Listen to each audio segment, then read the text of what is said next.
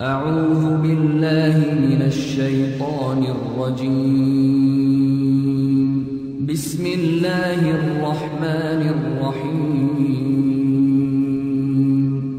ألف لام ميم ذلك الكتاب لا ريب فيه هدى للمتقين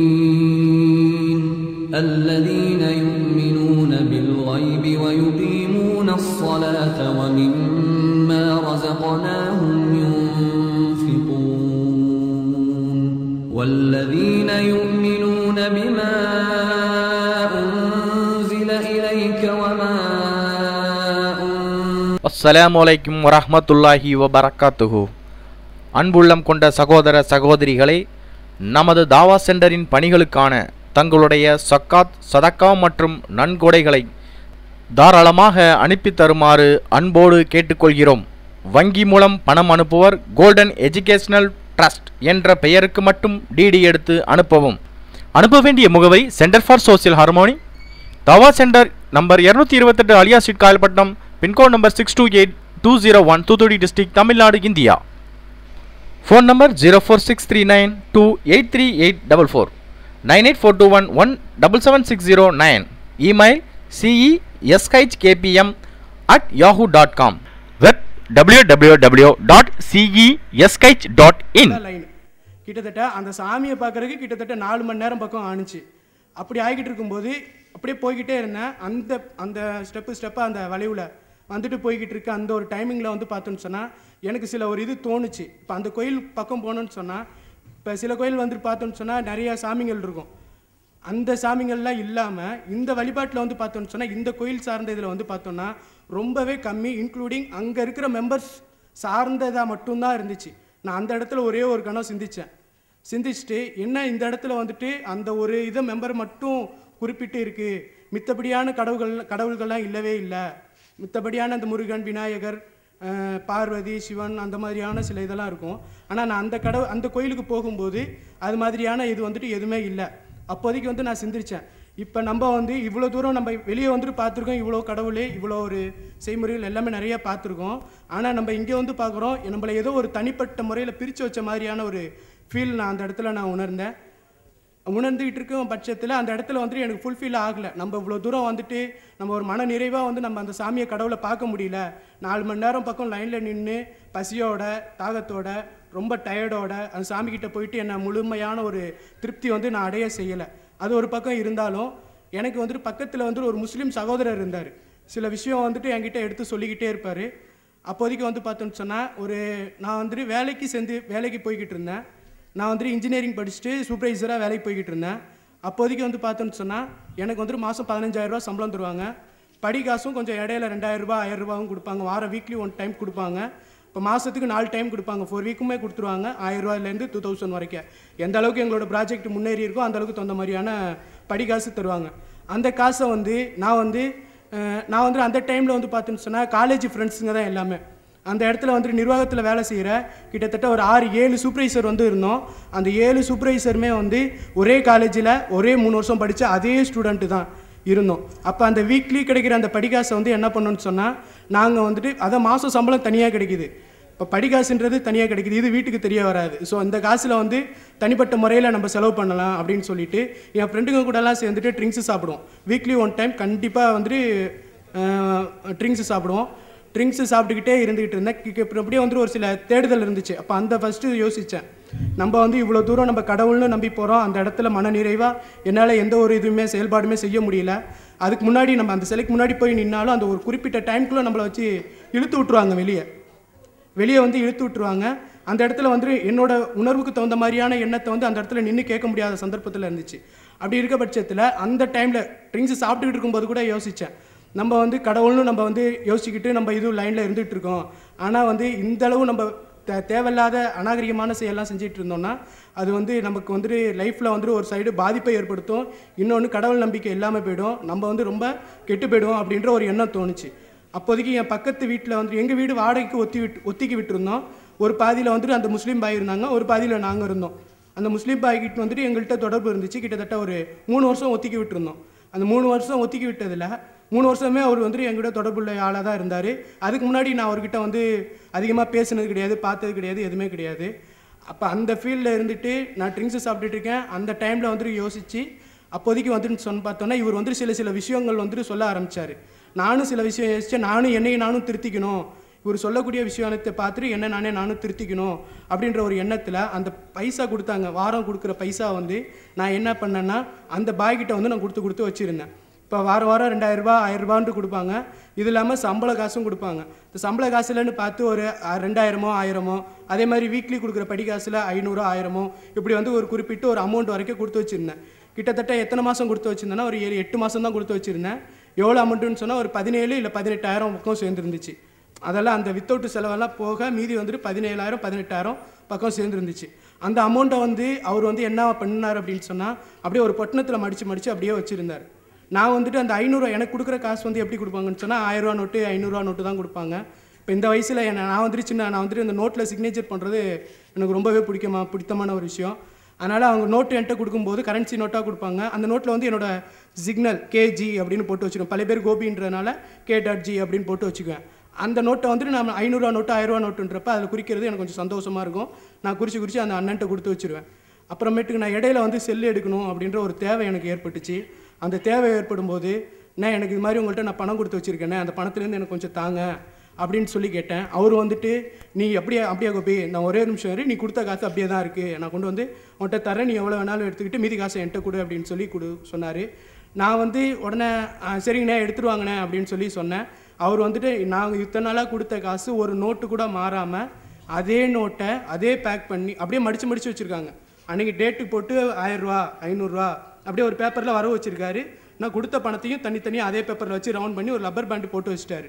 அப்போதைக்கு தான் சிந்தித்தேன், என்னென்ன இந்த அளவுக்கு நீங்கள் இது வரைக்கும் நான் யார்கிட்டயோ பணமும் கொடுத்து வச்சுருக்கேன், ஆனால் நான் இது வரைக்கும் நான் கொடுத்த அதே நோட்டை நீங்கள் இது வரைக்கும் யாரும் கொடுத்ததில்ல, ஆனால் நீங்கள் தானே கொடுத்துருக்கீங்க, எப்படின்னு இந்த காசு உங்களுக்கு செலவுக்கு எதுவும் பண்ணியிருக்கலாமே, செலவு பண்ணிவிட்டு உங்கள் பணம் நான் கேட்கும்போது கூட உங்கள் கையில் இருக்க காசு கூட என்கிட்ட கொடுத்துருக்கலாமேண்ணே அப்படின்னு சொல்லி கூட கேட்டேன்.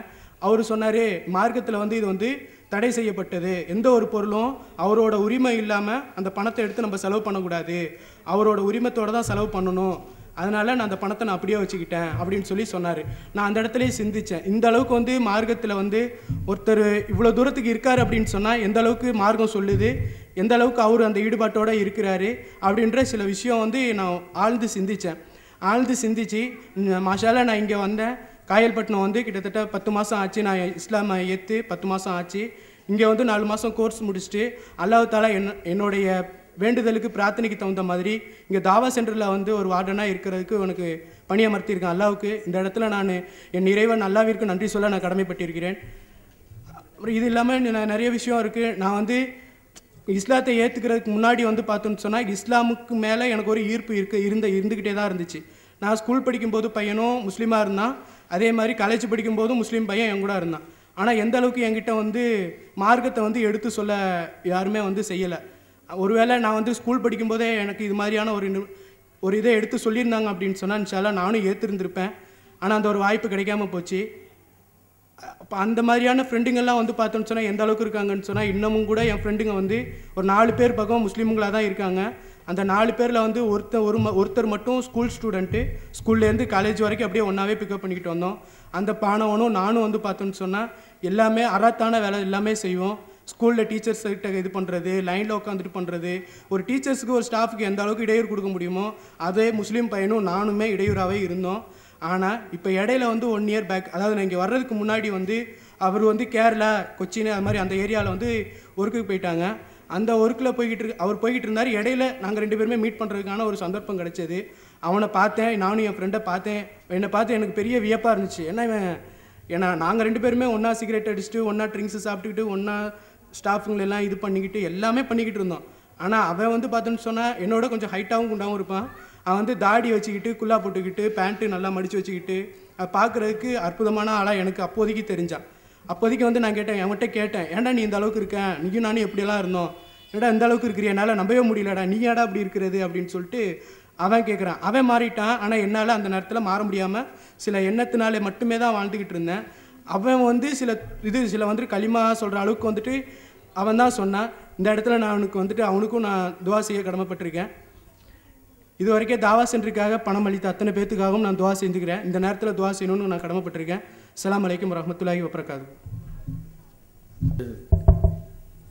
தன்னுடைய அனுபவங்களை சொல்லிவிட்டு சென்றிருக்கிறார். அல்லாஹ் அவருக்கு அருள் செய்வான்.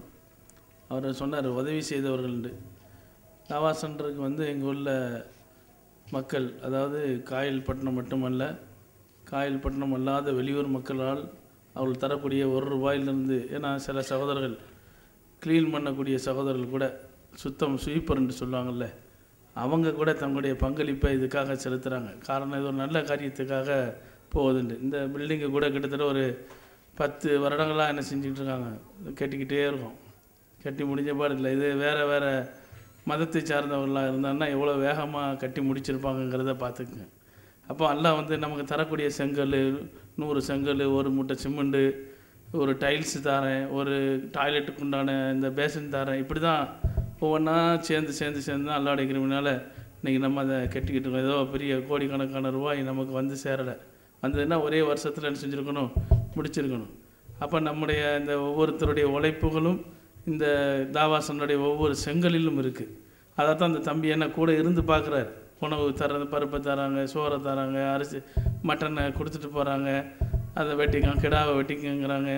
அல்ஹம்துலில்லாஹ் இந்த ஊர் மக்களும் இல்லை, மற்ற ஊர் மக்களும் இதை செய்கிறதுக்கு அவர் மாணவர்கள் சார்பான அந்த நன்றி என்ன செய்கிறார் தெரிவித்துக் கொள்கிறார். ஜஸாக்குமுல்லாஹ் ஹைரா. அடுத்ததாக சென்னையை சார்ந்த ஜெய்சங்கர் என்ற ஜெயினுல் அப்தீன் அவர்கள் சரியாக 7 நிமிடங்கள் உங்களுடைய உரையாற்றுவார்கள்.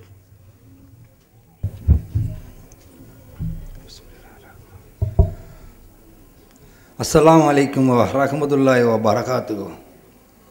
அல்ஹம்துலில்லாஹ், எல்லா புகழும் அல்லாஹ்விற்கே. என்னுடைய பழைய பேர் ஜெய்சங்கர். இஸ்லாத்தில் எனக்கு ஜெயினுலாபதீன் பேர் வச்சாங்க. எனக்கு 2 தங்கைகள், நான் வீட்டுக்கு ஒரு மகன்தான். அப்பா இறந்துட்டார், அம்மா மாத்திரம் இருக்காங்க. நாங்கள் நாயுடு குடும்பம், தெலுங்கு நாயுடு குடும்பத்தில் பிறந்தவங்க. நான் இஸ்லாத்துக்கு வந்தது அல்லாஹ் நாடி தான் நான் வந்தேன். நான் கல்லீரல் பாதிக்கப்பட்டு ஜிஹெச் ஹாஸ்பிட்டலில் உயிருக்கு போராடிட்டு இருந்தேன். நான் அந்த ஜிஹெச்சுடைய பெரிய சீஃபே கல்லீரல் ஸ்பெஷலிஸ்ட்டு என்ன சொல்லிட்டார், டாக்டரு, இவர் பிழைக்க மாட்டாருமா, எங்கள் அம்மாட்ட சொல்கிறாரு. இவருக்கு வீட்டுக்கு கூட்டு போய் இவர் கடைசியாக அதனை ஆசைப்பட்டார்னா இவருக்கு செஞ்சிடுங்க அப்படின்ட்டு காலையில் ஒரு 9:30 மணிக்கு ஜிஹெச் ஹாஸ்பிட்டலில் பெட்டில் சொல்லிட்டு போகிறாரு. அவர் கூட அந்த பெரிய சீஃப் கூட ஒரு 30-40 டாக்டர் வந்திருக்காங்க. எங்கள் அம்மா மட்டும் இருக்காங்க. எங்கள் அம்மா கிட்ட சொல்கிறாரு இவர் அவ்வளோதான், வீட்டுக்கு கூட்டி போயிடுங்கன்ட்டு. அவங்க சொல்லிவிட்டு அவங்க போயிட்டாங்க. எங்கள் அம்மா அழுதுட்டு வெளியில் போயிட்டாங்க. ஏதோ தங்கச்சிக்கு ஃபோன் பண்ணுறதுக்காக போயிருப்பாங்க போகுது. எங்கள் அம்மா போன ஒரு 10 நிமிஷத்துக்கெலாம் ஒரு 4 முஸ்லீம்ங்க என் பெட்டுக்கிட்ட வந்தாங்க. எனக்கு அல்லாஹ் பற்றி எடுத்து சொன்னாங்க. இதில் ஒரு பெரிய விஷயம் என்னென்னா, அந்த ஜிஹெச் ஹாஸ்பிட்டலில் கிறிஸ்டின்ஸ் தான் தாவா நிறைய பண்ணுவாங்க. முஸ்லீம்ஸ்லாம் ரொம்ப ரேராக வர்றது தாவா பண்ணுறது. எப்போது தான் வருவாங்க, அவங்க மாதத்துக்கு ஒரு தடவை அந்த மாதிரி தான் வருவாங்க. அந்த மாதிரி வரும்போது எல்லோரும் பேட்டுக்கு வரும்போது என்னுடைய பேட்டாண்டே 4 பேர் வந்தாங்க. என்னுடைய நிலைமையை பார்த்தாங்க. ரொம்ப மோசமாக இருக்கேன் நான். நர்ஸை கூப்பிட்டு விசாரித்தார் ஒருத்தர். அவர் பேர் சித்திக் பாய்ன்ற அவர். அவங்க சொன்னாங்க இந்த மாதிரி அவருக்கு இந்த மாதிரி இருக்குது அப்படின்ட்டு. அவருக்கு அல்லாஹ் நாட்டம், அவர் என்னை விட்டு போவே இல்லை. அவர் என் பக்கத்தில் நின்றுட்டு, நான் என்னுடைய கோலம் எப்படி இருக்குன்னா, நான்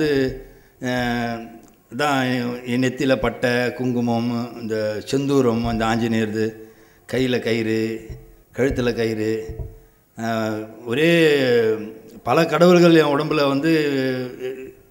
எங்கள் அம்மா, என் தங்கச்சிங்கெல்லாம் வராங்க இல்லையா, அவங்கெல்லாம் எப்படியாவது ஒரு பிழைக்கணும் அப்படின்னு சொல்லிட்டு எனக்கு அந்த மாதிரிலாம் பண்ணியிருந்தாங்க. நானும் ஐயப்ப சாமி மலைக்கு போயிருக்கேன், நெருப்பு மெரிச்சிருக்கேன், நிறைய வேண்டுதல்லாம் பண்ணியிருக்கேன் இந்துவில். அதனால் எனக்கு கடவுள் பக்தி நிறைய இருக்குது. ஆனால் தர்காக்கெல்லாம் கூட போயிருக்கேன். ஆனால் அல்லாஹ் பற்றி எனக்கு எதுவும் தெரியும். அல்லாஹ் தர்காவும் அல்லாஹ்வுடைய இது தான் நினச்சி இந்துவில் பெரும்பாலோர் நினச்சிருக்காங்க. அதுபோல் தான் நானும் நினச்சிருந்தேன். அண்டு அதுக்கப்புறம் அந்த அந்த சித்திக் பாய்ன்றவர் வந்து என்னை வந்து ரொம்ப பேச்சு கொடுத்து நீங்கள் என்ன கடவுளை கும்பிடுவீங்க அப்படின்னாரு. நான் எனக்கு பேச முடியாத நிலைமையில் இருக்கேன், ரொம்ப ஒரு விட்டு பேசுகிறேன், அந்த மாதிரி நிலைமையில் இருக்கேன். அதுக்கப்புறம் நான் சொன்னேன், இந்த மாதிரி நான் இந்த மாதிரிலாம் கும்பிடுவேன். நீங்கள் வந்து எனக்கு சார்ஜாக என்ன சொன்னார்னா, அவர் நீங்கள் பல கடவுளை வந்து கும்பிடுறீங்க, அந்த மாதிரி கும்பிடக்கூடாதுங்க. நீங்கள் கும்பிடுற கடவுளே ஒரு கடவுளை நீங்கள் நினச்சி கும்பிடலாம், அந்த மாதிரி ஒரு நிலைப்படுத்தி தான் நீங்கள் கடவுளை கும்பிடணும். இப்போ நாங்கள் அல்லான்றோம்னா அல்லான்றது பேர் தான் வந்து அல்லா. ஆனால் நீங்கள் அந்த அல்லா வந்து அல்லான்னு ஒரு கடவுள்லாம் கிடையாது. அல்லான்றது வந்து அரபி மொழியில் அல்லா, தமிழில் நீங்கள் எடுத்திங்கன்னா கடவுள் வரும், இந்தியில் வந்தால் பகவான் வரும் அப்படின்னு சொல்லிட்டு அவர் அது விளக்கம் சொன்னார். அல்லான்றது இறைவன்ன்ற பேர் தான் அரபியில், அது அல்லா. அதனால் நீங்கள் ஒரு இறைவனை நம்பணுன்னா நீங்கள் அல்லான்ற அந்த ஒரு பேரை வச்சே நீங்கள் வந்து இறைவனை நம்புங்க. கண்டிப்பாக நீங்கள் அல்லா நாடி இருந்தால் நீங்கள் வந்து உயிர் பிழைப்பீங்க. நீங்கள் இதை வந்து ஒரு வேண்டுதலாக வச்சுக்கோங்க, ஒரு பக்கம் வந்து சோதனையாகவும் வச்சுக்கோங்க. நான் அல்லாவுடைய நாட்டம் இருந்தால் நீங்கள் உயிர் பிழைக்கிறதுக்கு கண்டிப்பாக வாய்ப்பு இருக்குதுன்னு சொல்லிவிட்டு, அப்புறம் என்ன சொன்னார், நீங்கள் இந்த மாதிரி இந்த பட்டை இதெல்லாம் இருக்கக்கூடாது, இதெல்லாம் நான் இங்கே எடுத்துடணுமே, ஒரு இறை கொள்கைன்றப்போ இதெல்லாம் எங்கள் உடம்புல இருக்கக்கூடாதுன்னாரு. நான் சொன்னேன், நீங்களே எடுத்துருங்கன்னு. அவர் ஒன்றா என் உடம்புலேருந்து இந்த பட்டை அழிச்சார், அப்புறம் செந்தூர் அழிச்சார், அதுக்கு பிறகு அந்த குங்குமம்லாம் அழிச்சார். அப்புறம் கையில் இருந்து அவங்க பக்கத்தில் சிஸ்டர்கிட்ட சிஸ்டர் வாங்கி அந்த கயிறெல்லாம் கட் பண்ணி எடுத்தார், கையிலேருந்து கழுத்துலேருந்து எல்லாம் ரிமூவ் பண்ணார். அதுக்கப்புறம் என்ன சொன்னார், உங்கள் பேர் என்னன்னா, நான் ஜெய்சங்கர் அப்படின்னு. அண்டு சரி, உங்களுக்கு வந்து இப்போ களிமா நாங்கள் சொல்கிறோம், அதாவது களிமானா இறைவன் ஒருவனே, அவனே தெரிய வேறு யாரும் இல்லையா, தான் களிமா, அதை நீங்கள் வந்து சொல்லணும், அதை நீங்கள் சொன்னாலே வந்து இஸ்லாத்துக்கு ஏற்றுக்கின மாதிரின்னு அப்படின்னாரு. சரி ஜி. ஆனால் எனக்கு ஒரு பக்கம் உள்ளே வந்து ரொம்ப வலி, எனக்கு உயிர் போகிற நிலைமையில் இருக்கிறதால ஒரு பக்கம் வந்து யாருன்னா ஒருத்தர் எனக்கு காப்பாற்றினா போதுன்ற நிலைமையில் தான் நான் அந்த டைமில் சொன்னது. ஆனால் அதுக்கு பிறகு தான் நான் அது வந்து உணர்ந்தேன். அன்றைக்கி நைட்டு தான் எனக்கு அந்த மாற்றத்தில் தான் நான் அல்லா மேலே எனக்கு ரொம்ப நம்பிக்கை வந்த காரணம். ஆனால் முதல்ல சொன்னது வந்து சுயமாக நம்ம பிழைக்கணும், வழியிலேருந்து விடுபடணும், அந்த ஒரு இதில் தான் நான் அந்த சம்மதித்தேன். அவர் களிமா சொன்னார். நான் களிமா சொன்னோன்னே அங்கேயே என்ன பண்ணார், எனக்கு பேர் மாற்றணும்னு சொன்னார். என் பேர் ஜெய்சங்கர்னோடனே அவங்க 2-3 பேர் வந்தாங்க. அதுக்கப்புறம் அவங்க கூட கலந்து ஆலோசித்து ஜெய்னல் ஆபதின்னு சொல்லிவிட்டு எனக்கு பேர் வைக்கலான்னு சொல்லிட்டு முடிவு எடுத்தாங்க. என்னை கேட்டாங்க, சரி ஓகேன்னு சொன்னேன். அங்கேயே அந்த பெட்லேயே அந்த ஸ்பாட்லேயே இதெல்லாம் வந்து ஒரு 15-20 நிமிஷத்துலேயே நடக்குது. பேர் வச்சாங்க. நான் வந்து ஒரு பல நாளுக்கு வந்து அந்த ஹாஸ்பிட்டலில் இருந்தாலும் கொஞ்சம் ஸ்மெல்லாக தான் இருக்கேன் நான். அவங்க சென்ட் பாட்டிலாம் எடுத்து என்னை தடவி விட்டு என்னை ரொம்ப மனமாக்கிட்டு, அதுக்கு பிறகு அவங்க ஒரு 10 நிமிஷம் பேசினுட்டு, நான் அவங்கள வந்து டெய்லி வந்து பார்ப்பேன், நீங்கள் அதை பற்றி கவலைப்படாங்க, இதோடு நான் போயிட மாட்டேன் அப்படின்னு சொல்லிட்டு, அதுக்கப்புறம் அவங்க நாளைக்கு வரேன்னு சொல்லி போயிட்டாங்க. அவங்க போன ஒரு 5 நிமிஷம் தான் எங்கள் அம்மா வராங்க. எங்கள் அம்மா வந்து என்னை பார்க்குறாங்க, என்ன இவன் நெத்தியில் வந்து எதுவுமே காணுமே, பட்டை காணும், குங்குமம் காணும், என்னடா எங்கடா அதெல்லாம் அப்படின்ட்டாங்க. நான் சொன்னேன், இல்லைம்மா இந்த மாதிரி எனக்கு வந்து அல்லாஹ் பற்றி சொன்னாங்க, நான் முஸ்லீமாக மாறிடலான்னு இருக்கேம்மா, நான் மாறிட்டேன், நான் களிமான்னு அவங்க சொன்னாங்க, அது சொல்லிட்டேம்மா நான் மாறிட்டேன்னு. எங்கள் அம்மா அப்போ கூட என்ன சொன்னாங்க, தடங்கள்லாம் சொல்ல, சரி எப்படியாவது யாராவது உன்னை காப்பாற்றின போதுன்னு தான் அந்த டைமில் எங்கள் அம்மா சொன்னாங்க. அன்றைக்கி என்ன ஆகிப்போச்சுன்னா, நைட்டு எனக்கு ரொம்ப வலி, எனக்கு வலினா ஒரு இடம் வலி கிடையாது, கல்லீரலாம் என்ன ஆகிடுச்சுன்னா உடம்பு முழுக்க வலி, எந்த இடத்துல வலின்னு என்னால் சொல்ல முடியாது. அது அந்த வலிக்கு வந்து எப்படின்னு எனக்கு தெரியல. அந்த வலியை வந்து ரொம்ப நான் கிட்டத்தட்ட ஒரு 15-20 நாள் அந்த வலியில் நான் துடிச்சிட்டு இருக்கேன் ஹாஸ்பிட்டலில். எனக்கு ஒரு இன்ஜெக்ஷன் போடுவாங்க, அது மொத்தமே 6 இன்ஜெக்ஷன் தான் போடணும். அதுக்கு மேலே போட்டால் கிட்னி ஃபெயிலியர் ஆகிடும். அந்த இன்ஜெக்ஷனுக்கு 5 போட்டாங்க, இன்னும் ஒரே ஒரு இன்ஜெக்ஷன் தான் இருக்குது, அது அன்றைக்கி நைட்டு போடுறேன்னாங்க. அதுவும் சாயந்தரமே நான் அவங்கக்கிட்ட கஷ்டப்பட்டு அந்த இன்ஜெக்ஷன் போட்டுட்டு மிட் நைட் திரும்பி வலி ஸ்டார்ட் ஆகிடுச்சுங்க. ஸ்டார்ட் ஆகிடுச்சுன்னு எனக்கு வந்து இவங்க போகும்போது நான் வந்து அவங்ககிட்ட என்ன கேட்டேன், ஏதாவது மந்திரம் சொல்லி கொடுத்துட்டு போங்க அப்படின்னு. அப்போ அவங்க சொன்னாங்க, மந்திரம்லாம் எதுவும் கிடையாதுங்க, அல்லாவுடைய திருநாமம் வந்து நான் உங்களுக்கு சொல்லிக் கொடுக்குறோம், அதுதான் வந்து உங்களுக்கு வந்து பெரிய மந்திரம் அப்படின்னு சொன்னாங்க. சரின்னு சொல்லிட்டு அவங்க சொல்லி கொடுத்தது எனக்கு சுபஹான் அல்லாஹ், அல்ஹம்துலில்லாஹ், அல்லாஹு அக்பர், இந்த 3 தான் எனக்கு சொல்லி கொடுத்தாங்க. இந்த 3 வந்து நான் அந்த வலி ஆரம்பித்த உடனே நைட்டு 12 மணிக்கு அதை சொல்ல ஆரம்பித்தேன். இன்னொன்று இதில் சொல்ல விரும்புனா, என்னுடைய அந்த பப்ளிக்கில் சொல்லாமல் இருந்தாலும் மிரக்கல் நான் சொல்லி தான் ஆகணும். இந்த யூரின் போகிறதெல்லாம் வந்து வீங்கி போய் ஒரு கடைசி நிலைமை மாதிரிலாம் ஒரு நிலைமையில் நான் இருந்தேன் அந்த டைமில். அன்றைக்கி நைட்டு எனக்கு எல்லாமே அப்படியே மாறுது, என் உடம்புல தெரியுது, என் உடம்புல மாற்றம் எல்லாம். அது மாற மாற மாற தான் நான் அல்லாவை வந்து நான் அப்படியே அதை அல்லான்றது எனக்கு அந்த பாசம் அந்த டைமில் எனக்கு உண்டாச்சு. இது சத்தியம், நான் இங்கேருந்து சொல்கிறேன். நான் இது எங்கேயும் சொன்னதில்லை. அது வந்து அந்த ஒரே ஒரு இது தான் எனக்கு இன்றைக்கி வரைக்கும் நான் அல்லா விட்டு நான் பிரியாமல். பல சந்தர்ப்பம் வந்தது நான் அல்லா விட்டு இப்போ வெளியில் போய்டுற மாதிரி. நான் வந்து 2009 இஸ்லாத்துக்கு வந்தேன், இன்றைக்கி 2015. இந்த 6 வருஷத்தில் எனக்கு பல வாட்டி சைத்தான் வந்து என்னை வெளியில் எப்படியாவது இந்து பந்தத்தில் அனுப்பிச்சிடலாம் அப்படின்ட்டு பிளான்லாம் போட்டு எவ்வளோ பண்ணேன். ஆனால் எதுலேயுமே நான் எல்லாத்துலேயுமே அல்லா வந்து எனக்கு காப்பாற்றி இட்டு வந்து கடைசியாக இன்றைக்கி காயல்பட்டினம் தாவா சென்டரில் வந்து நான் இங்கே இருக்கேன். அது இந்த மாதிரி அதுக்கப்புறம் எனக்கு அந்த மாற்றம்லாம் ஏற்பட்டு மறுநாள் வந்து அந்த என் சீஃப் டாக்டர் செத்துடுன்னு சொன்னார் இல்லையா, என்ன அந்த டாக்டர் ரவுண்ட்ஸ் வராரு. அவர் வந்து அந்த லாங்லேருந்து என்னை பெட்டை பார்த்துட்டு அந்த நர்ஸ்கிட்ட கேட்குறாரு, என்ன அவர் எப்படி அவர் நைட்டே வந்து அவருக்கு அதான் அவங்க ஊரில் பேசிக்கிறாங்க, இவர் நைட்டே போக வேண்டியதாச்சே, எப்படி இன்னும் அவர் பெட்லேயே இருக்காருன்னு அப்படி சொல்கிறவங்ககிட்ட பேசுகிறாங்க. நான் படுத்துகிட்டே பார்த்துன்னு தான் இருக்கேன். அதுக்கு பிறகு அப்படின்ட்டு நகர்ந்து வந்தாங்க, நகர்ந்து என்கிட்ட வந்தாங்க. ஒரு நிமிஷம் பேசிக்கிறேன். நகர்ந்து என்கிட்ட வந்தாங்க, வந்துட்டு என்னை அப்படியே ஒரு மாதிரியாக பார்த்தாரு. அவர் பார்த்த பார்வையிலே என்னடா ஆச்சரியமாக இருக்காங்க, உயிரோடு இருக்கானே அப்படின்ற மாதிரி என்ன பார்த்தாரு. அதுக்கு பிறகு வந்து அப்போ தான் எங்கள் அம்மா பக்கத்தில் இருக்காங்க. இவங்க போகும்போது அந்த 4 பேர் வந்து எனக்கு சின்ன குரான், தாருல் உதா குரான், இந்த 60 ரூபா குரான் வரும் தெரியுங்களா, அந்த குரான் எனக்கு கொடுத்துட்டு போனாங்க, சொல்ல மறந்துட்டேன். அது என் தலைமாட்டில் வச்சுருந்தேன் நான். அந்த குரான் அவர் பார்த்துட்டு, அது என்னம்மா தலைக்கு மேலேன்னா, இந்த மாதிரி எங்கள் அம்மா சொன்னாங்க, இல்லைங்க நேற்று முஸ்லீம்ஸ் வந்து குரான் கொடுத்துட்டு போனாங்க, அது வந்து இப்போ கொஞ்சம் மாறி இருக்கு, அவனுக்கு நல்ல எஃபெக்டில் இருக்கா போல அப்படின்னு சொல்லிட்டு எங்கள் அம்மா அவங்களுக்கு சொன்னோன்னே, அவர் டாக்டர் அந்த சீஃப் வந்து அதை காட்டுங்க அப்படின்னு சொல்லிட்டு அதை கையில் வாங்கி அப்படி பிரித்து பார்த்துட்டு, அம்மா நான் வந்து 25 வருஷமாக இந்த ஜிஹெச்சில் இருக்கேன், நான் இது வரைக்கும் நான் குரான் யாருக்கு கொடுத்து நான் பார்த்ததில்ல, இதுதான் நான் முதல்ல குரானை பார்க்குறேன். உண்மையிலே எங்கள் அம்மாகிட்ட சொன்னார் அவர், உண்மையிலே அம்மா உங்கள் பையனை வந்து நைட்டே உங்கள் பையன் போக வேண்டியதான், நான் இப்போ ஏதோ ஒரு மாற்றம் இருக்குது, இனிமேல் அவர் வந்து உயிர் பழிச்சிடுவான்னு எங்களுக்கு வந்து நம்பிக்கை வந்திருக்கு. ஆனால் உண்மையிலேயே இந்த குரானை அந்த அல்லா தாம்மா அவங்க பிள்ளையை காப்பாற்றினாருன்னு சொல்லி அந்த சீஃப் சொன்னார். அந்த வார்த்தை தான் எங்கள் அம்மா இன்றைக்கி வரைக்கும் என்ன வந்து எங்ககிட்ட வந்துருன்னு எங்கள் அம்மா எனக்கு சொன்னதும் கிடையாது, எங்கள் அம்மாவில் என் தங்கச்சி சொன்னது கிடையாது. இப்போ எனக்கு எல்லாமே வந்து சப்போர்ட் பண்ணுறாங்க எங்கள் அம்மா, என் தங்கச்சி வீட்டுக்காரங்க, எனக்கு என்ன வேணாலும் பண்ணுவாங்க. நான் இஸ்லாத்தில் வந்து உயிர் பொழிச்சது ஒரு பக்கம், என்னுடைய வாழ்க்கை மாறினதெல்லாம் இப்போ நிறைய சொல்ல வேண்டியது இருக்குது. ஆனால் டைம் 7 நிமிஷம் தான் கொடுத்துருக்காரு, அதனால் இப்போ 7 நிமிஷம் தாண்டிடுச்சுன்னு நினைக்கிறேன். இப்படி இருக்கிற சூழ்நிலையில் நான் உயிர் பிழைச்சேன். அதில் தான் நான் இஸ்லாத்தில் ரொம்ப ஸ்ட்ராங் ஆகிட்டேன். நான் நடுவில் பல சைத்தான்கள் வந்து என்னை வழிகெடுத்தது, ஆனால் இது எல்லாத்தையும் தப்பிச்சு இன்றைக்கி காயல்பட்டினம் தாயா சென்டருக்கு நான் படிக்க தான் வந்தேன். 4 மாத கிளாஸு வெற்றிகரமாக படித்து முடிச்சுட்டு ஒரு பெரிய மகிழ்ச்சி. ஏன்னா எனக்கு வந்து மெயினாக எனக்கு மனசில் வந்து நான் தாவா பண்ணி வந்தவன், நான் அந்த தாவாவை வந்து நான் வந்து என் வாழ்க்கையை முழுக்க நான் பண்ணணுன்ற என் மனசு உள்ளே இருந்தது. வேறு வேலைக்கெல்லாம் போனால் என் தொழுகையும் கெட்டு போயிடும், தாவா ஃபீல்டில் என்னால் இருக்க முடியாதுன்றது எனக்கு நல்லா தெரியும். அதனால் வந்து நான் ரொம்ப நன்றி கடன் பட்டுறேன். அல்லாஹ் அருள் புரிவானாக. அஸ்ஸலாமு அலைக்கும் வரஹ்மத்துல்லாஹி வபரகாத்துஹு. ஜஸாக்கல்லாஹ் ஹைரா. அடுத்து கௌதம், கோயம்புத்தூரை சார்ந்த கௌதம் ஃபர்னசுல்லா, முன்னாள் ஆர்எஸ்எஸ் ஊழியர், உங்களுடைய சில செய்திகளை பரிமாற வந்திருக்கு. வரஹ்மத்துல்லாஹி வபரகாத்துஹு.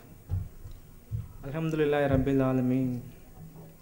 அல்லாஹும்ம ஸல்லி அலா முஹம்மதின் வ அலா ஆலி முஹம்மதின் கமா ஸல்லைத அலா இப்ராஹீம வ அலா ஆலி இப்ராஹீம இன்னக ஹமீதும் மஜீத். அல்லாஹும்ம பாரிக் அலா முஹம்மதின் வ அலா ஆலி முஹம்மதின் கமா பாரக்த அலா இப்ராஹீம வ அலா ஆலி இப்ராஹீம இன்னக ஹமீதும் மஜீத். பிஸ்மில்லாஹிர் ரஹ்மானிர் ரஹீம். அளவற்ற அருளாளனும் நிகரற்ற அன்புடையனுமாகிய அல்லாஹ்வின் திருப்பெயரால் துவங்குகிறேன். இஸ்லாத்துக்கு வர்றதுக்கு முன்னாடி என் பேர் கௌதம். நான் கோவை மாவட்டத்தை சேர்ந்தவன். அப்பா வந்து பாரத் சேனாவில் இருக்கார், அண்ணன் வந்து ராமர் சேனாவில் கோவை இளைஞர் அணி மாவட்ட தலைவராக இருக்கான். நான் ஆர்எஸ்எஸில் நான் 7வது படிக்கும்போது ஒரு இதோட உள்ளே போனேன், என்ன இருக்குன்னு தெரிஞ்சுக்கலாம் அப்படின்னு சொல்லிட்டு. அப்போ எனக்கு வயசு 12 இருக்கும் 7வது படிக்கும்போது. அப்போது நான் மெல்ல ஹிந்து முன்னாடி இவங்களோட தொடர்புகளை கொண்டு ஆர்எஸில் என்னென்ன சொல்லிக் கொடுக்குறாங்க அப்படின்னு சொல்லிட்டு நான் ஆரம்பித்தேன். நான் வந்து பார்த்திங்கன்னா ஒரு தாழ்த்தப்பட்ட குடும்பத்தை சேர்ந்தவன் தான், எஸ்சி கேஸ்ட்டு. அதனால் எனக்கு எங்கே போனாலும் ஜாதியை பற்றி பேசிட்டு இந்து மதம் இதை பற்றி பேசினாலும் எனக்கு எங்கே பிடிக்காது. எங்கே போய் என்னை கேட்டாலும் நான் ஜாதி பற்றி சொல்ல மாட்டேன், மதம் பற்றி சொல்ல மாட்டேன், எதை பற்றி நான் சொல்ல மாட்டேன். ஃப்ரெண்ட்ஸுக்குள்ளே பேசும்போது என்கிட்ட எல்லோரும் எல்லாமே பகிர்ந்துக்குவானுங்க. ஆனால் ஜாதி மதம் பற்றி மட்டும் என்கிட்ட பேச மாட்டாங்க. எனக்கு அது பிடிக்காதுன்னு அவனுக்கு தெரியும். அதனால் நான் அப்படியே போயிட்டு இருக்கும்போது, நான் 10th படிக்கும்போது எங்கள் அப்பா செலவுறதுல வழியாக வரும்போது ஒரு பெரியவர் மேலே இடிச்சிட்டாரு. அப்போ என்னாச்சு பார்த்தீங்கன்னா, அப்போ அவர் வந்து முஸ்லீம். அப்போ வந்து அவர் ஆட்டோ நிறுத்தாமல் வரும்போது, எங்கள் அப்பா ஆட்டோ டிரைவர் நிறுத்தாமல் வரும்போது என்ன பண்ணிட்டாங்கன்னா, அவங்க துரத்திட்டு வந்து எங்கள் அப்பாவை 50 பேர் சேர்ந்து அடித்தாங்க. அப்போ ஊருக்குள்ளே வந்து அடிக்கும்போது யாரும் ஒன்றுமே கேட்கல. அப்போ நான் வந்து 10th படிக்கும்போது எனக்கு வயசு 15. நான் ஒருத்தன் என் ஃப்ரெண்டு மகேஷ்னு சொல்லிட்டு அவன் இஸ்லாத்துக்கு வந்துட்டான். அவன் பேர் முத்தசீர்னு சொல்லிட்டு. அப்போது நாங்கள் வந்து எங்கள் அப்பாவை தடுக்கும்போது நாங்கள் தடுக்க முயற்சி பண்ணுறோம். எங்களால் முடியல. என்னையும் அடிச்சிட்டாங்க, எங்கள் அப்பாவை அடிச்சிட்டாங்க. அப்போ எனக்கு சரியான வெறி, என்னடா இப்படி வந்து அடிச்சிட்டாங்களே, ஒன்றும் பண்ண முடியலையே அப்படின்னு சொல்லிட்டு நான் RSS தகவல் கொடுக்குறேன். அவங்க வரதுக்கு 3/4 மணி நேரம் ஆச்சு. அப்போ எனக்கு முழு வெறி, முஸ்லீம்களை கண்டாலே எனக்கு ஆகாது. அவ்வளோ வெறியோடு தெரிஞ்சுட்டு அப்படி நான் RSSக்குள்ளே உள்ளே போயிட்டு இருந்தேன். அப்போது கொஞ்சம் ஈடுபாடு இருக்கிறதுனால எல்லோரும் என் மேலே கொஞ்சம் ஆர்வம் காட்டினாங்க. இந்த பையன் நல்லா வருவான் அப்படின்னு சொல்லிட்டு ஒவ்வொரு ப்ரோக்ராமுக்கும் என்னை கூப்பிட்டு மெல்ல மெல்ல உனக்கு முஸ்லீமை பற்றி உனக்கு எல்லாம் சொல்லித்தரோம் அப்படின்னு சொல்லிட்டு ஒவ்வொன்றா சொல்ல ஆரம்பித்தாங்க. அப்போ நான் +1 +2 போயிட்டேன். அப்போ ஒரு வாரம் கேம்ப் போயிருந்தாங்க. அப்போ அங்கே போனப்போ ஃபுல்லாக என்ன சொன்னாங்கன்னா,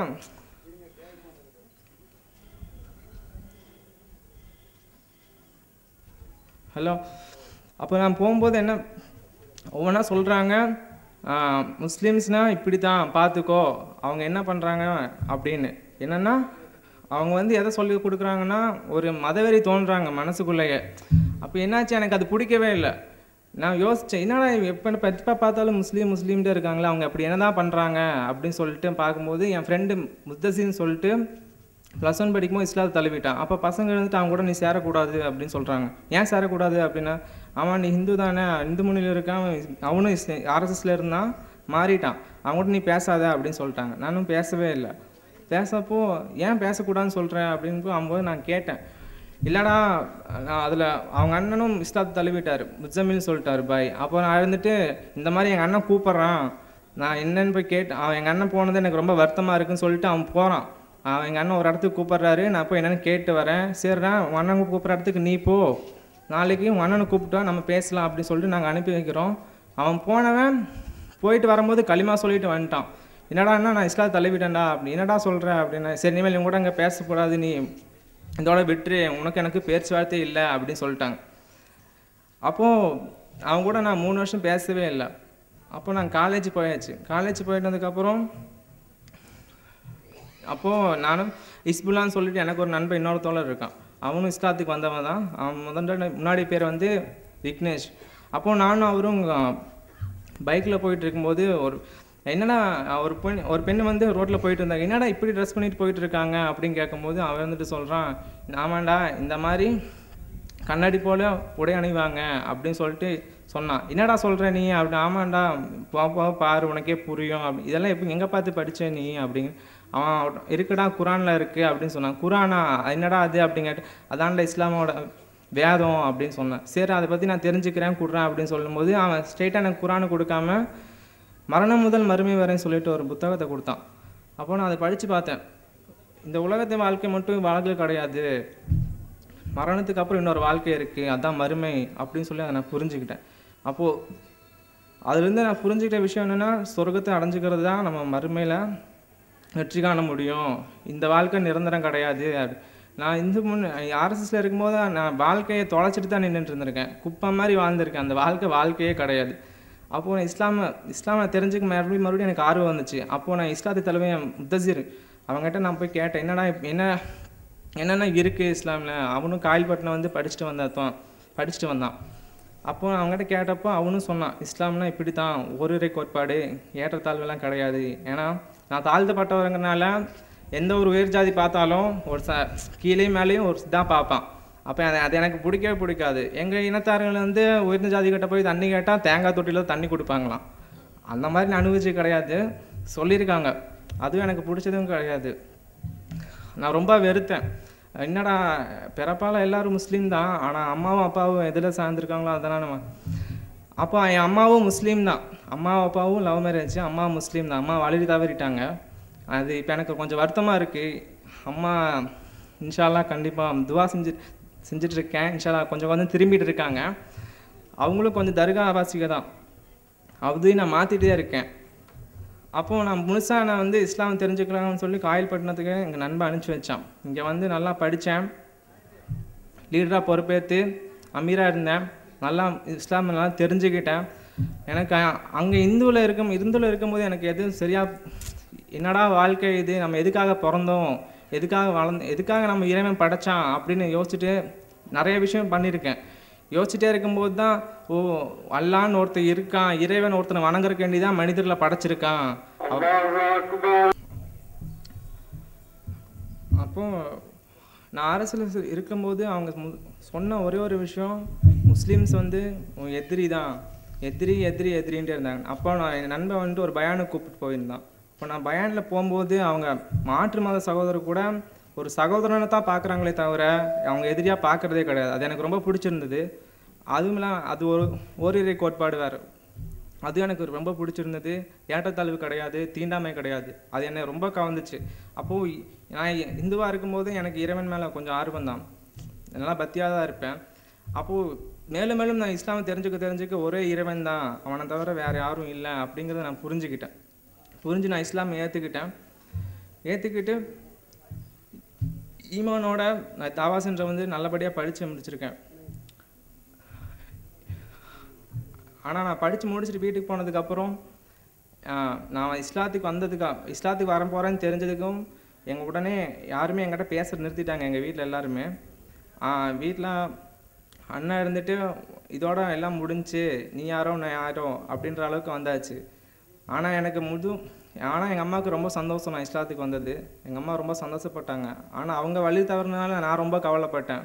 இப்போ அவங்க மெல்ல திரும்பிட்டு இருக்காங்க. இன்ஷா அல்லாஹ் துவா செய்யுங்க.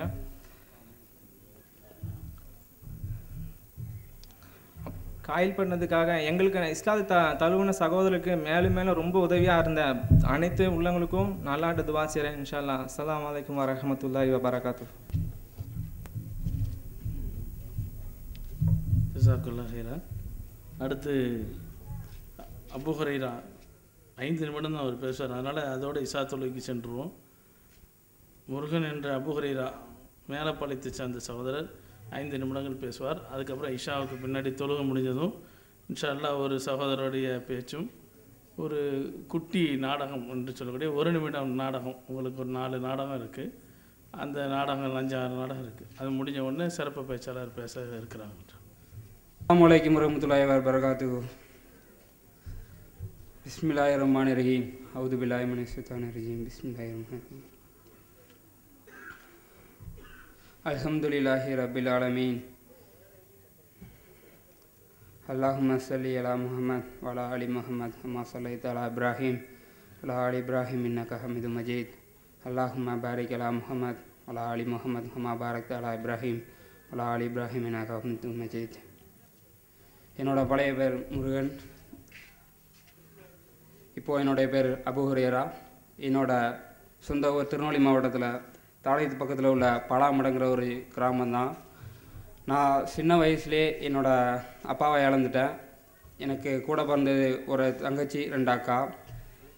எங்கள் அப்பா எங்களை விட்டு போனதுக்கு அப்புறமே எங்கள் வீட்டில் பயங்கரமான கஷ்டம். அடுத்த வேளை சாப்பாடு கூட யோசிக்கக்கூடிய நிலைமை. அப்போது எங்கள் சித்தி, எங்கள் அம்மாவோட தங்கச்சி, என்னையும் எங்கள் அக்காவையும் நான் தத்து எடுத்துக்கிறதா அப்படின்னு சொல்லி எங்களை தத்து எடுத்து மேலப்பாளையத்தில் கொண்டு வந்து படிக்க வச்சாங்க. அப்போ அவங்க என்னெல்லாம் சொன்னாங்களோ அதுபடி கற்படி அவங்க சொன்ன சாமிகளில் கும்பிட்டுட்டு நான் 8th படிக்கிற வரைக்கும் அவங்களோட கட்டுப்பாடு இருந்ததுனால தனியாக எதுவுமே யோசிக்காமல் அவங்க என்ன குலதெய்வங்களை கும்பிட சொல்கிறாங்களோ அந்த இதுகள் வழிபாடு எடுத்துட்டு அவங்க என்ன சொல்கிறாங்களோ அதை பின்பற்றிட்டு இருந்தேன். 8th முடித்து நான் 9th வேறு ஸ்கூல் மாறினேன். அப்போ தான் என்னோட அகமது மைதீன் அப்படிங்கிற ஒரு என்னோட 3 வயசு கூட ஒரு நண்பர்னு சொல்ல முடியாது, நல்ல அண்ணனே சொல்லலாம், அவர் கிடைச்சாப்புல. நான் இதுக்கு முன்னாடி வரைக்குமே ஏதாவது பெரும்பாலும் நான் பாசம் காட்டி யாராலையும் பாசம் காட்டி வளர்க்காதனால எந்த ஒரு பாசமும் என்கிட்ட யார் மேலேயும் பாசமும் காட்ட மாட்டேன். யாராட்டும் என் மேலே இறக்கப்படுறதா இருந்தால் கூட அதையும் நான் விரும்ப மாட்டேன். யார் மேலேயும் எதுக்கு எடுத்தாலும் சின்ன விஷயத்துக்கு கூட ஓவராக கோவப்படுவேன். சம்மர் லீவுக்கு வீட்டுக்கு போனால் கூட அம்மாக்கிட்ட ஒரு நல்ல மரியாதையாக நடந்துக்கிட மாட்டேன். ரொம்ப கோவப்படுவேன். அடிக்கலாம் கூட செய்வேன். அக்கா தங்கச்சி கூட எப்போ பார்த்தாலும் சண்டை போடுவேன். சின்ன ஒரு சாப்பாடு சின்ன ஒரு உப்பு குறைஞ்சா கூட ரொம்ப கோவம் வந்து ரொம்ப ரொம்ப ஒரு அடாவடித்தனம் ஒரு ரவுடி மாதிரி நடந்துக்கிடுவேன். அப்புறம் எனக்கு நான் 9th ஸ்கூல் மாறினதுக்கப்புறம் தான் அவர் அகமது மைதீன் அவருங்கிற ஒரு நல்ல ஒரு நண்பர் நல்ல ஒரு அண்ணன் அவர் கிடைச்சதுக்கப்புறம் தான் என் வாழ்க்கையில் ஒரு திருப்பு முனையை ஏற்பட்டுச்சு.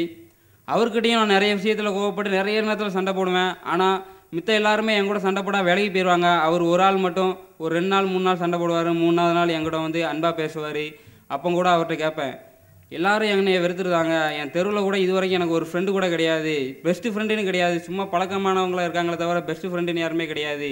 ஆனால் நீங்கள் என்னோடய வயசுக்கு 3 ஆளாக இருக்கீங்க, மூத்த ஆளாக இருக்கீங்க. அப்படி இருந்தும் என் மேலே நான் இவ்வளோ உங்களை சின்னதாக இவ்வளோ கோவப்பட்டு கூட நீங்கள் பொறுத்துக்கிட்டு எப்படின்னா என்கிட்ட வந்து பேசுகிறீங்க அப்படின்னு. அதுக்கு அவர் தான் சொன்னார், உன்னோட நிலைமை எனக்கு நல்லா தெரியும். உனக்கு ஃப்ரெண்டு யாரும் கிடையாதுங்கிறது நல்லா தெரியும். உன் கூட யாரும் பழக மாட்டாங்கிறது நல்லா தெரியும். உன்னை திருத்தணும், உன்னை ஒரு நல்லவனாக ஆக்கணும் அப்படிங்கிறது எனக்கு என்னன்னு தெரியல. திடீர்ந்தாப்புல உன் மேலே ஒரு பாசம் வருது. நீ எவ்வளோ தான் தப்பு பண்ணாலும் உனக்குள்ளே ஏதோ ஒரு நல்ல விஷயம் இறக்கிடுச்சு. ஆனால் நீ நிறைய கோவப்படுறதே தவிர மித்தபடி எல்லாத்துக்கும் ஒரு இறக்கம் காட்டுற அப்படிங்கிற ஒரு இது சொன்னாங்க. அதுக்கப்புறம் அவர் வீட்டை போய் நல்லா க்ளோஸாக பழகுனேன். அவர் வீட்டிலே தங்கினேன். சாப்பிட வைக்கிறது எல்லாமே அவர் வீட்டிலே இருந்துச்சு. அப்புறம் ரொம்ப நாள் கழித்து போனதுக்கப்புறம் தான் ஒரு நாள் அவர் தொழுகை போனார்னா அவர் பின்னாடியே நான் போவேன். அவர் தொழுதுட்டு இருப்பார், நான் வாசலில் உட்காந்துருப்பேன். ரொம்ப நாளைக்கு அப்புறம் தான் அவர்கிட்ட கேட்டேன், என்னண்ணா நீங்கள் தொழுகிறேன்னு சொல்கிறீங்களே, ஆனால் ஒரு சோத்து முன்னாடி நின்று தொழுறீங்க, முன்னாடி எதுவுமே இல்லையா, என்ன எப்படி தொழுகிறீங்க அப்படின்னு கேட்டேன். இதெல்லாம் எப்படி உங்களுக்கு இறைவன்னா எப்படி தான் நீங்கள் உணர்வீங்க, இப்படி இருக்கீங்களா எப்படி உணர்வீங்க அப்படின்னு கேட்டேன். அதுக்கு நீங்கள் சொல்ல அவர் ஏன்ட்ட கேட்டார், நீ எப்படி உணர்த அப்படின்னாரு. நாங்கள் முன்னாடி போனால் ஒரு சிலை இருக்குது, அது இருக்குது, அதை பார்த்துக்கிடுதோம் அப்படின்னா. அதை யார் வடித்தா அப்படின்னு கேட்டாப்புல. அது ஒரு சிற்பியை அவனால் தான் வடிச்சிருப்பான். அது யாரை பார்த்து வடித்தா அப்படின்னா. அது என்ன அவனை ஒரு கற்பனைக்கு வடிச்சிருப்பான் அப்படின்னா. அப்போம்னா நீ கும்பிடுறது வந்து அவனோட கற்பனை தான். ஆனால் நீ உண்மையான தெய்வத்தை கும்பிடலை, அவனோட கற்பனையை தான் கும்பிடுற. நீ வந்து அப்படி இல்லை. ஆனால் நாங்கள் அப்படி இல்லை. நான் ஒருத்தனோட கற்பனைக்கு எட்டாதவன் தான் கடவுள், அவனை தான் நாங்கள் வணங்குறோம். ஆனால் நீங்கள் வந்து ஒருத்தனோட கற்பனையை வழங்கிட்டு இருக்கீங்க அப்படின்னு அவர் சொன்னார். அப்போ நான் சொன்னேன், சரி அவர் மதம் அவருக்கு பெருசு போல தெரியுது, அதனால் அப்படி சொல்கிறாரு அப்படின்னு நினச்சேன்.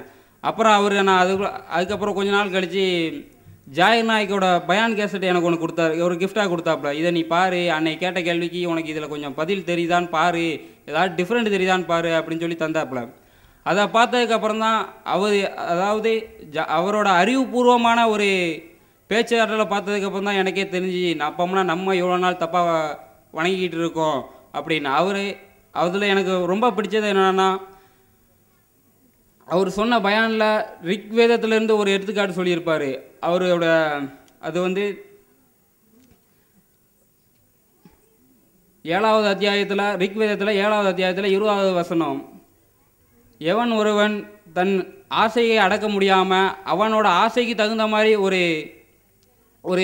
ஒரு தெய்வத்தை உருவாக்கி அவன் கும்பிடுவான், அதே மாதிரி உருவானது தான் உன்னோட தெய்வங்கள் எல்லாம் அப்படின்னாங்க. அதுக்கப்புறம் தான் நம்ம பார்த்தா இந்த சொல்ல சாமி, அந்த சாமி, இந்த சாமின்னு கும்பிடுறாங்க. அதெல்லாம் பார்த்தா அவனுக்கு என்ன விருப்பமானதோ அதை வச்சு அதில் அனுபவிக்கணும். இப்போ சாராயம் அடிக்கணும்னா வேற அவனோட உண்மையான, அதாவது இந்துக்களோட உண்மையான வேதத்தில் மது எவ்வளோ அறாமுங்கிறது சொல்லியிருக்கு.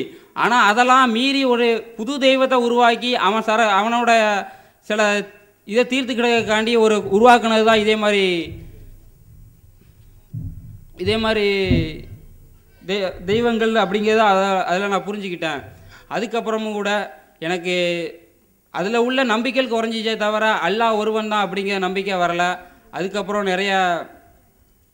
நிறைய பயான்கள்லாம் கேட்க போவேன். அவர் எனக்கு விருப்பம் இல்லாட்டாலும் அவர் கூட்டு போய் இதை நீ கேளு, உனக்கு ஏதாவது மன மாற்றம் இருந்தால் பாரு அப்படின்னு சொன்னாப்புல.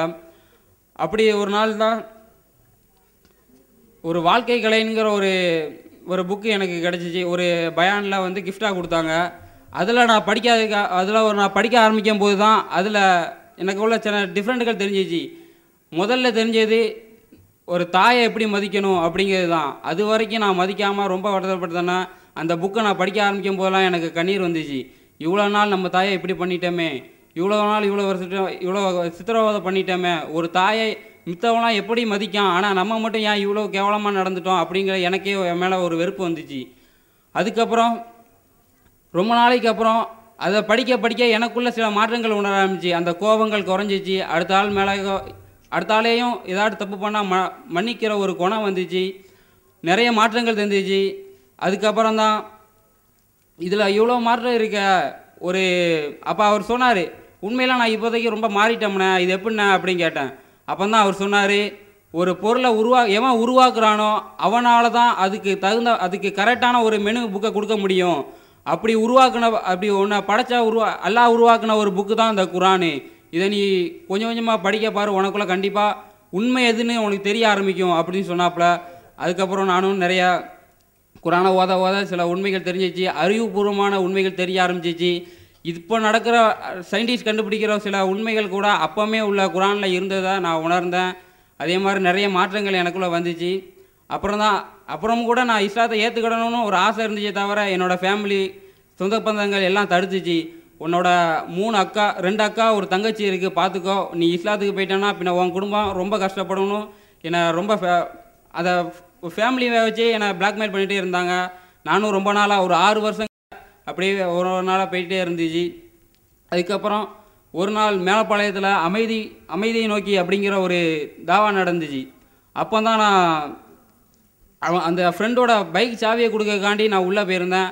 அப்போ போகும்போது தான் அவர் திடீர்ந்தாப்பில் ஹக்கீம் பாயின் அப்படிங்கிற ஒரு ஆள் ஒரு பாய் எனக்கு இதே மாதிரி நீங்கள் இஸ்லாத்தை அவங்க என்னதான் புரிஞ்சுக்கிட்டீங்க அப்படின்னு சொல்லுங்கள் அப்படின்னாங்க. நான் எல்லாம் புரிஞ்சுக்கிட்டேன், ஆனால் எனக்கு இப்போ பயமே, எங்கள் அம்மா இவ்வளோ நாளாக நான் எங்கள் அம்மாவுக்கு பிடிச்ச மாதிரி நடந்துக்கிட்டவே இல்லை. கடைசி நேரத்தில் நான் இஸ்லாத்துக்கு எங்கள் அம்மாவுக்கு அதை நான் கஷ்டத்தை கொடுத்துடக்கூடாது. அவங்க இவ்வளோ நாள் நான் 23 வருஷமாக நான் அவங்களுக்கு துன்பம் தான் கொடுத்துருக்கேன், ஒரு சின்ன சந்தோஷத்தை கூட கொடுத்தது கிடையாது. இனிமேலாவது நான் சந்தோஷமாக இருக்கணும்னு ஆசைப்பட்றேன். அதனால் எங்கள் அம்மாவை வாழ்க்கைக்கு அப்புறம் நான் இஸ்லாத்துக்கு வேணுமா ஏற்றுக்கிடுறேன் அப்படின்னு சொன்னேன். அப்போ அவங்க சொன்னாங்க, அதே அம்மா உன்னோட கண்ணு முன்னாடி ஏதோ ஒரு தற்கொலைக்கு முயற்சி பண்ணால் நீ ஒத்துக்கிடுவியா அப்படின்னாப்புல. இல்லை, நான் அதை எப்படி ஒத்துக்கிடுவேன், நான் ஒத்துக்கிட மாட்டேன் அப்படின்னு. அதே மாதிரி தான் நீ இப்போ பண்ணுறதும், நீ அல்லாவை ஏற்றுக்கிட்டு சொர்க்கவாசி ஆகிடுவேன், ஆனால் உன் அம்மாவை நீ நரகத்தில் தள்ள பார்க்குற, இது எவ்வளோ பெரிய பாவம், ஒரு மகன் ஒரு தாய்க்கு பண்ணக்கூடிய பெரிய துரோகமே இதுதான் அப்படின்னு சொன்னாங்க. அந்த ஒரு நிமிஷத்துல இருந்து தான் யாருக்காகவும் பயப்படக்கூடாது, அல்லாஹ் ஒருத்தன் இருக்கான், அவனை நம்மளை படைச்ச அல்லாஹ் நம்மள மேலே பொறுப்பெடுத்து நமக்கு எல்லா வழியும் காட்டுவான். அல்ஹம்துலில்லாஹ். இப்போ வரைக்கும் நான் ஒரு 3 மாதத்துக்கு முன்னாடி இஸ்லாத்தை ஏற்றுக்கிட்டேன். இப்போ வரைக்கும் என் வீட்டுக்கும் தெரியாது. இன்ஷா அல்லாஹ். அது தெரியாத காரணம் எங்கள் வீட்டில் உள்ள பயம் கிடையாது. என் வீட்டில் என்னையை பற்றியோ இஸ்லாமியர்களை பற்றியோ இஸ்லாத்தை பற்றியோ எதுவும் தப்பாக நினச்சிடக்கூடாதுங்கிறதுக்காக தான். இன்ஷா அல்லாஹ் நான் வீட்டுக்கு போய் அவங்களுக்கு பிடிச்ச மாதிரி நடந்துக்கிட்டு, அவங்களுக்கு எப்படிலாம் பிடிக்குமோ அதே மாதிரிலாம் நடந்துக்கிட்டு, அதுக்கப்புறம் நீ எப்படி இப்படி மாறின அப்படின்னு கேட்டுட்டு அப்படிங்கிறத அவங்க புரிஞ்சுக்கிட்டு அவங்களும் இஸ்லாத்தை ஏற்றுக்கணுங்கிறது தான் என்னோடய ஆசை. இன்ஷா அல்லாஹ். அதுக்கு அல்லாஹ் அருள் புரிவானாக. அல்ஹம்துலில்லாஹி ரப்பில் ஆலமீன்.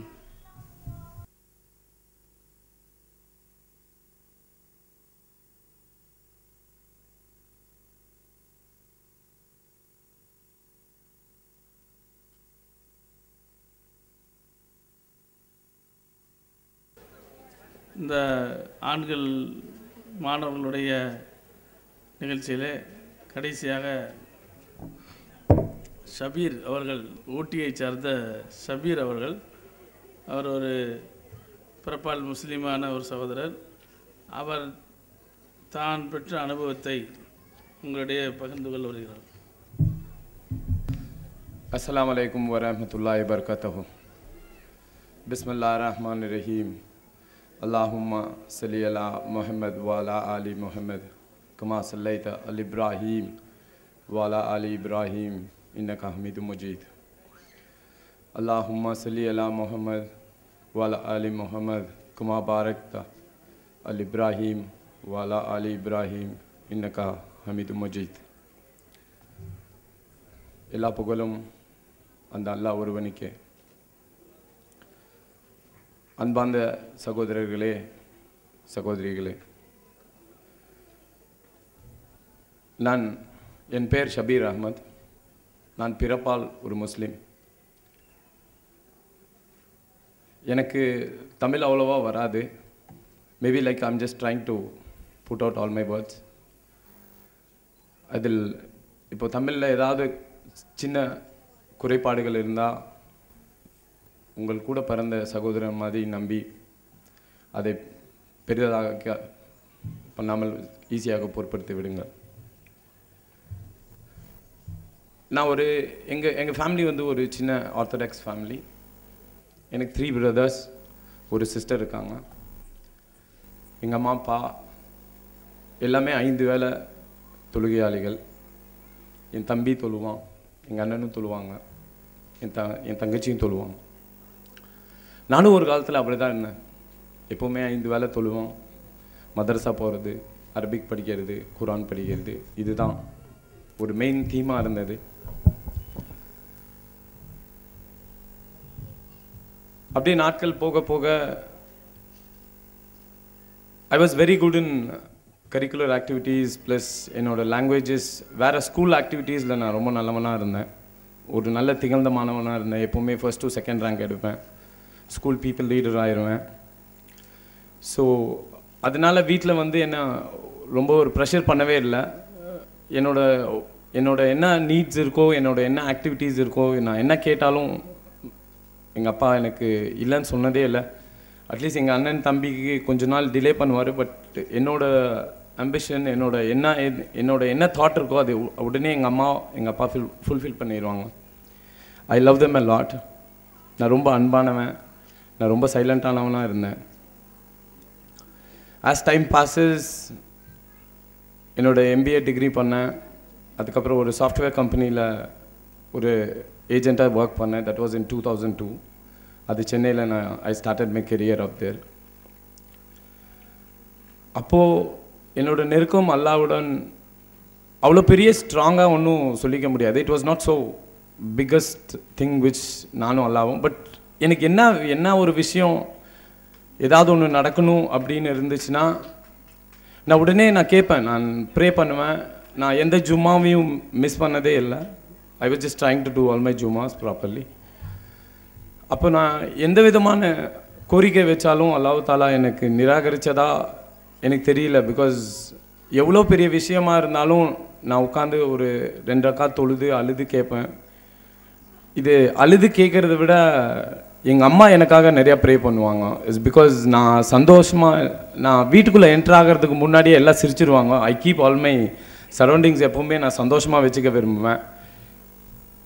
நான் எப்போவுமே ஒரு ஜோக் அடிச்சுட்டு நான் மூடியாகவே இருக்க மாட்டேன். நான் உள்ளே போனனாலே ஏதாவது ஜோக் அடிப்பேன். வீட்டில் சொந்தக்காரங்க இருக்கவங்க எல்லாத்தையும் கிண்டல் பண்ணுவேன், எல்லாத்தையும் சொல்லுவேன். அதனால நான் மூடியாக இருந்தேன்னா வீட்டில் யாருக்குமே பிடிக்காது. ஸோ எனக்கு நான் ஏதாவது கஷ்டம் வருதுன்னா எங்கள் அம்மா அப்பா ரொம்ப ப்ரே பண்ணுவாங்க, எனக்காக நமாஸ் பண்ணுவாங்க. அதனால என்னவோ எல்லாமே எனக்கு கிடச்சிட்டே இருந்தது. அது எனக்கு தெரியவே இல்லை. அப்புறம் என்னோடது ஒரு லவ் மேரேஜ் தான். They were also Muslims. And I was blessed up with a daughter. She is now 11 years. She is studying her 6th standard. எனக்கு எல்லாமே எதுவுமே ஸ்டாப் பண்ணவே இல்லை. அல்லாஹ் தாலா எல்லாமே கொடுத்தாரு. என்னோட studies, my career, my family.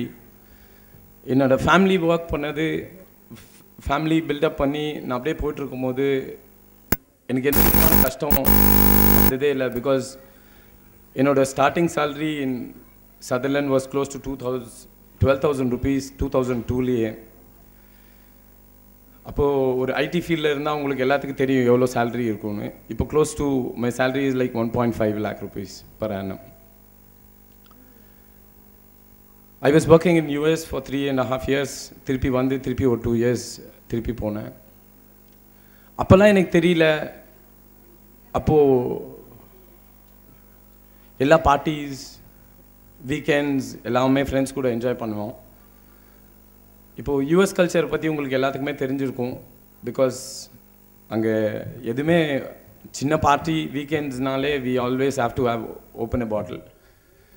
So அது ஒரு சோஷியல் ட்ரிங்கராக தான் என் கூட உள்ளே என்டர் ஆச்சு. அப்போ என் ஃபஸ்ட்டு நான் விட்டது என்னன்னா அந்த தொழுகையை தான் நான் விட்டுட்டேன். அந்த ஃப்ரைடே ப்ரேயர் எப்போ நான் கரெக்டாக போயிட்டு இருந்தனோ குடிக்க ஆரம்பிச்சனோ அப்போ தொழுகையை விட்டுட்டேன். எப்படி தொழுகையை விட்டுட்டேன்னா யூஎஸில் கல்ச்சர் எப்படின்னா எவ்ரி வீக்கெண்ட் ஸ்டார்ட்ஸ் இந்த ஃப்ரைடே ஆஃப்டர்நூனே வீக்கெண்ட் ஸ்டார்ட் ஆகிடும். நம்ம அந்த ஹோல் வீக் அவ்வளோ கஷ்டப்பட்டு ஒர்க் பண்ணி Monday to Thursday and the Friday evening you'll be free. So Friday afternoon we set up an place, அங்கே போவோம், குடிக்க ஆரம்பிச்சிடுவோம். We had all kind of boozes and all the stuffs. அப்படி இட் வாஸ் அ சோஷியலாக தான் ஆரம்பித்தேன். Saturday Sunday Friday முடிச்சு Saturday குடிப்போம், சண்டே குடிப்போம், Monday I use to go back to the office for 1 year, close to 1 year. அது ஒரு பெரிய தாக்கமாக எனக்கு தெரியவே இல்லை. எனக்கு இந்த குடி எப்படி வந்துச்சுன்னா நான் இந்த மாதிரி பெரிய பெரிய மீட்டிங்ஸ் கேதரிங்ஸ்லாம் பேசி அவ்வளோ ஒன்றும் பழக்கம் இல்லை. நான் ஒரு ப்ராஜெக்ட் மேனேஜராக இருந்தேன், general manager for a company இருக்கும் போது I have to talk to the people, I have to give the oath to the people, I have to give them ஒரு பவர் பாயிண்ட் ப்ரெசன்டேஷன் கொடுக்க வேண்டியது இருக்கும், ஒரு பெரிய ஒரு மீட்டிங் லெவலில் பேச வேண்டியது இருக்கும். ஸோ எல்லாமே என் கூட இருந்தவங்க என்ன சொன்னாங்கன்னா, கொஞ்சம் அது சாப்பிட்டேன்னா போதும், லைட்டாக அப்படியே நீ பேசணுன்னு அவசியம் இல்லை, அந்த உள்ளே இருக்க அந்த கெமிக்கல் ஒன்று பேசிக்கிட்டே இருக்கும் அப்படின்னு. ஸோ அது அப்படி தான் ஆரம்பித்தேன் நான். அது ஆரம்பித்தது கொஞ்சம் கொஞ்சமாக ஆரம்பித்தேன். அப்புறம் அந்த ஃபர்ஸ்ட் டைம் ஆரம்பிக்கும் போது it was really fantastic. Because நான் என்ன லாங்குவேஜ் இப்போது பேசுகிறேனோ, நான் குடிக்காமல் பேசின லாங்குவேஜ் நான் குடிச்சிட்டு பேசும்போது நிறைய அமெரிக்கன்ஸுக்கு புரிஞ்சிருச்சுன்னு நினைக்கிறேன். நான் ஒரு பிபிடி போட்டு actually I did it up in my own voice. அப்போ யாருமே அது ஒரு பெருசாக அப்ரிஷியேட் பண்ணல. எப்போ நான் குடிச்சிட்டு ஒரு பாதி போதையில் பேசினோனோ அப்போ எல்லாமே புரிஞ்சிருச்சு. They started appreciating me, that was a fantastic job, you have done a great marvellous அப்படி இப்படின்ட்டாங்க. அப்போ எனக்குள்ளே ஒரு என்ன இது வந்துச்சுன்னா, இந்த குடி ஒன்று தான் நம்மளை நல்ல பெருசாக ஆக்கும் அப்படின்னு சொல்லி நான் குடிக்க ஆரம்பித்தேன். இட் இஸ் டேக்கன் மீ எப்படி போனோன்னா, ஒரு சோஷியல் ட்ரிங்கராக இருந்தவன் மண்டே காலையிலே குடிச்சிடுவேன். மண்டே காலையில் குடிச்சிட்டு ஆஃபீஸ் போவேன். My cabin was separate cabin. என் கேபினுக்குள்ளே யாரும் வரமாட்டாங்க. நோபடி அன்லஸ் அண்ட் அன்டில் நான் பர்மிஷன் கொடுத்தா தான் வருவாங்க. I use to have it in my car. So ஒரு 9 o'clock ஆஃபீஸ் போவோம். I have a small burger piece and something. அப்படி திருப்பி போவேன், திருப்பி குடிப்பேன். ஸோ காரில் போவேன், திருப்பி ஒரு 2-3 பெக் அப்படியே ஊற்றுவேன், சாப்பிடுவேன். So it started taking it as a routine. So one point of time திரும்பி பார்த்தேன்னா, like I started losing everything. அப்படின்னா அந்த குடினால் என்னென்னலாம் நான் பெருசாக சாதிக்கணும்னு நினச்சனோ அதெல்லாமே பின்னாடி ட்ராபேக் ஆகி போயிட்டே இருந்துச்சு. First and foremost thing is like, நான் இதை என் ஃபேமிலிகிட்டேருந்து ரொம்ப மறைச்சி வச்சுருந்தேன். அவங்களுக்கு தெரிய வரும்போது my wife felt very very bad. நான் எப்போவுமே என் பாப்பா கூட நான் பேசாமல் இருந்ததே இல்லை, எப்போவுமே பேசாமல் இருந்ததில்லை. அட்லீஸ்ட் 2 days ஒன்ஸ் நான் பேசியாமல். அப்புறம் அதெல்லாம் அந்த குடினால் அது ஸ்லோவாக அதெல்லாம் தனிமைப்படப்பட்டுச்சு. பிகாஸ் லைக் எனக்கு அந்த குடி தான் மெயினாக இருந்துச்சு, நாட் அ ஃபேமிலி. இது ஒவ்வொன்றா ஃபஸ்ட்டு ஃபேமிலியை தொலைச்சேன். அதுக்கப்புறம் ஒர்க்கில் வேலைக்கு போகிறது கொஞ்சம் கொஞ்சமாக ட்ராபேக் ஆச்சு. என்னோடய வீசா அப்படியே எக்ஸ்பைரி ஆகிட்டே வந்துச்சு. I was not able to update my visa again. திருப்பி இந்தியா வந்தேன். இந்தியா வந்து எனக்கு எல்லாமே தெரியும், அந்த ஒரு பெரிய ஒரு அச்சீவ்மெண்ட் பண்ணிடுவேன், எனக்கு அந்த கர்வம் இருந்துச்சு. Because like I know everything is because 5.5 years I was in US.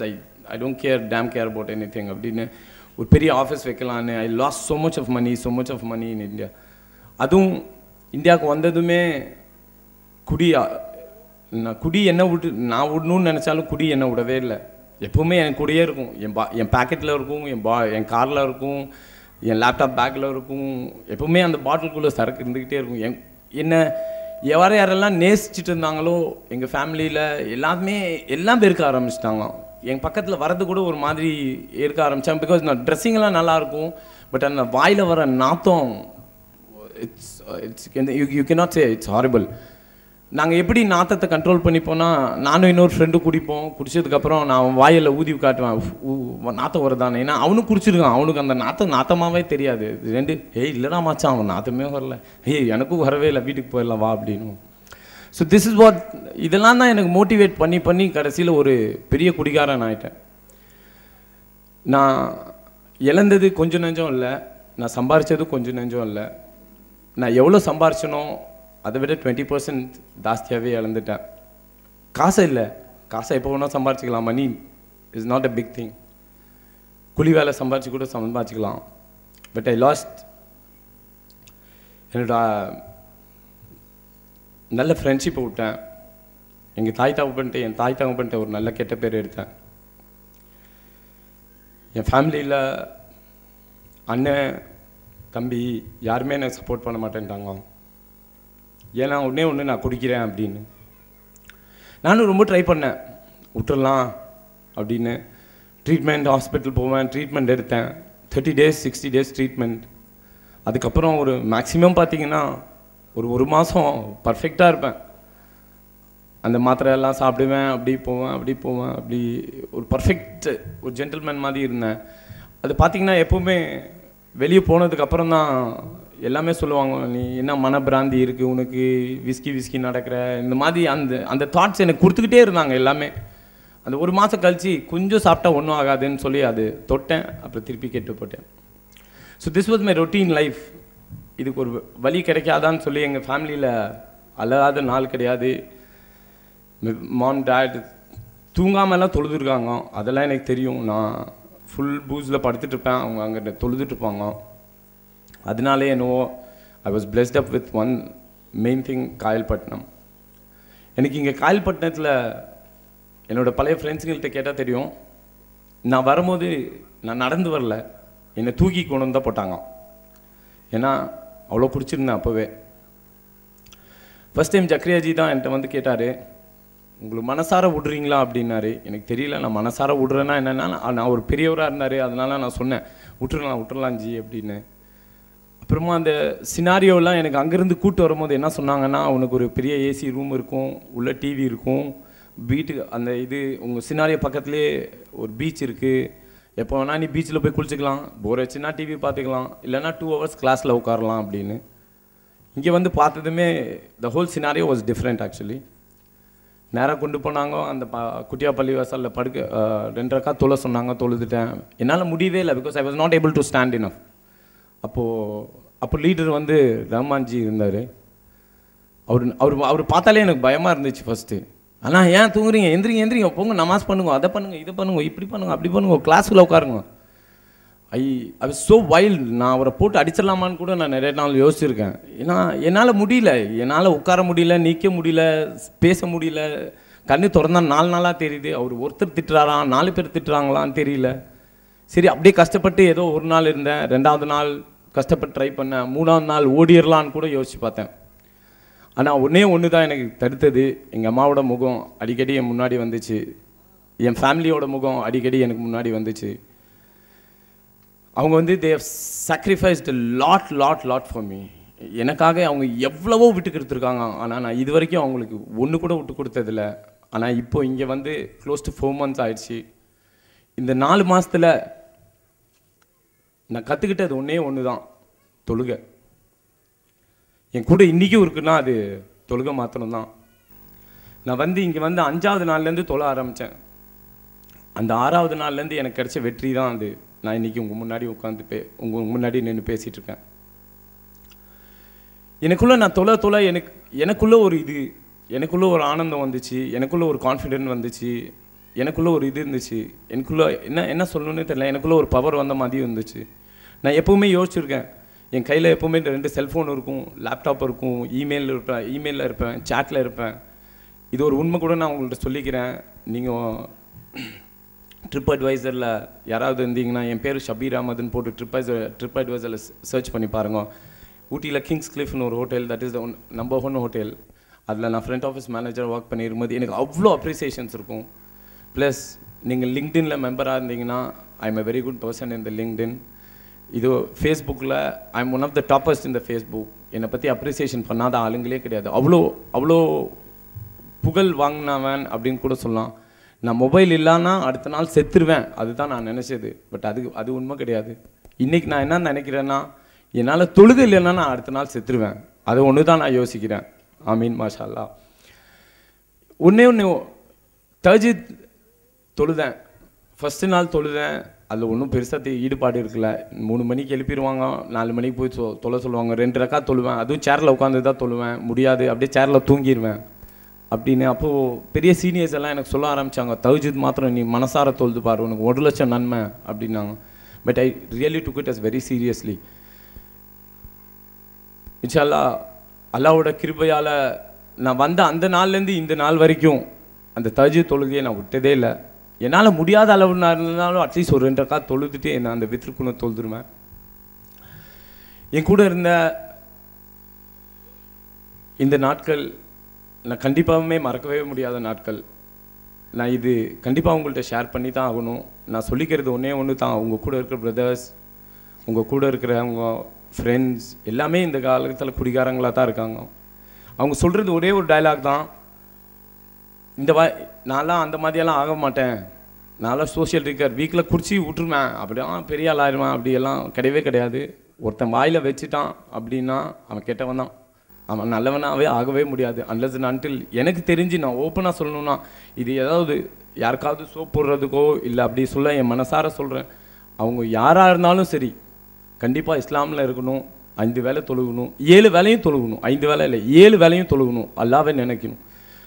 எந்த ஒரு காரியம் செஞ்சாலும் அல்லாஹ் தாலா நம்ம கூட இருக்கார், பார்த்து கொண்டே இருக்கிறார். எந்த ஒரு வேலை செஞ்சாலும் அப்படின்னு நினச்சா மாத்திரமே you can win this race, லைஃப்பில் வின் பண்ண முடியும். இல்லைன்னா கண்டிப்பாக பண்ணவே முடியாது. நான் கடைசியாக சொல்லிக்கிற ஒரே ஒரு ரிக்வெஸ்ட் என்னன்னா, உங்கள் கூட எவ்வளோ பேர் இருக்காங்க, உங்களோட ஃபேமிலியில் இருக்காங்க, உங்கள் ஃப்ரெண்ட் சர்க்கிள் இருக்காங்க, உங்களோட நிறையா நண்பர்கள் இருக்காங்க, அவங்கள தயவு செய்து குடிக்க வேண்டாம்னு மாத்திரம் சொல்லுங்க. குடித்தா என்னென்னலாம் இழப்பீங்கன்னு தெரில, நான் எல்லாத்தையும் இழந்துட்டு வந்துட்டேன். நான் இப்போ ஒரு க்ளீன் ஸ்லேட் மாதிரி இருக்கேன். இங்கே யார் வேணால் anybody can scribble on me. இப்போ அப்படி தான் அந்த நிலைமையில் தான் நான் இருக்கிறேன். நான் இப்போ போய் ஐ have to start my new life. நீங்கள் எல்லாம் அதுக்கு உடனாக இருந்து எனக்காக துவா செய்வீங்க என்று கேட்டுக்கிறேன்.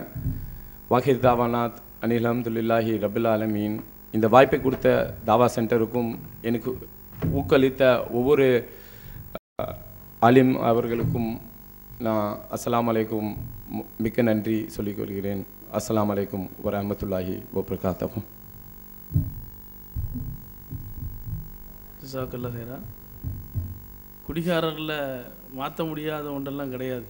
அல்லாஹ்வுடைய நேரில் அலமதுல்லாஹ் தாவா சென்டரில் குடிகாரில் சேர்க்குறதா இருந்தால் இப்போ ஒரு வெயிட்டிங் லிஸ்ட்டில் ஒரு 10 பேர் இருக்காங்க. நம்ம காவல்துறைக்கெலாம் தெரிவித்தாங்கன்னா அவங்களே 1 லட்சம் பேர் அனுப்பி விட்ருவாங்க.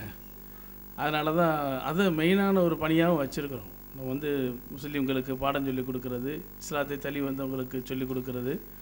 இந்த குடிகாரன்னு சொல்லக்கூடாது, குடியினால் கெடுக்கப்பட்டவர்கள் நல்ல மக்கள். இப்போ இவரெல்லாம் சம்மர் கோர்ஸ் மக்களுக்கு சுபஹானல்லாஹ் அவர் தான் ஃபுல் இன்சார்ஜ்.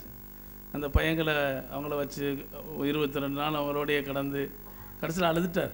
அப்போ ஏதாவது ஒரு ஆன்மீகம் தொடர்பை ஏற்படுத்தலை, ஆன்மீகம் மாற்றும், இஸ்லாமிய ஆன்மீகம் கண்டிப்பாக மாற்றும் இன்ஷா அல்லாஹ். அதில் அவருக்கு சோசியல் சர்வீஸை கொடுக்கணும். யாராக இருந்தாலும் சரி அவங்கள டைவெர்ட் பண்ணணும். அவங்க மனசுக்கு இதமான அந்த பணிகளை கொடுக்கும் பொழுது அந்த குடியை படிச்சுட்டு வெளியில் போய் இருந்தாலும் குடிச்சிருவாங்க. ஏதாவது ஒரு பணியில் இருந்துக்கிட்டே இருக்கணும், அவங்கள பயன்படுத்தி கொண்டே இருக்கணும். நல் வழிகளில், சமூக சேவைகளில், மரம் வளர்க்குறதுலையோ அல்லது இந்த இரத்த தானங்கள்லையோ இந்த சமூகத்துக்கு, ஒட்டுமொத்த சமூகத்துக்கு ஏதாவது நன்மை செய்கிற விதமாக அவங்கள பயன்படுத்தணும்னா அவங்க சிறந்த மக்களாக இருப்பாங்க. குடிகாரில் நபி ஸல்லல்லாஹு அலைஹி வஸல்லம் அவர்களும் அபூபக்கர் சித்திக் ரலியல்லாஹு தவிர மற்றவங்களாம் குடிச்சிட்டு தான். அவங்களாம் யார் ஆகிட்டாங்கன்னு ரலியல்லாஹு தஆலா அன்ஹு ரலுவனுட்டு சொல்லக்கூடிய அளவு காணாங்க. அல்ஹம்துலில்லாஹ். அவர் 7 வேளை தொழுகண்டார். யாராக கேட்டிங்களா? கேட்கலையே. 5 வேளை தொழுகை ப்ளஸ்ஸு தஹஜ்ஜத் 6, லுஹா தொழுகை 7. அவர் 7ஐயும் அதை தான் சொல்கிறார். 7 வேளை தொழுகை நம்ம தொழுதோன்னா இந்த மாதிரி தவறுகள் இருக்காங்கிறாரு.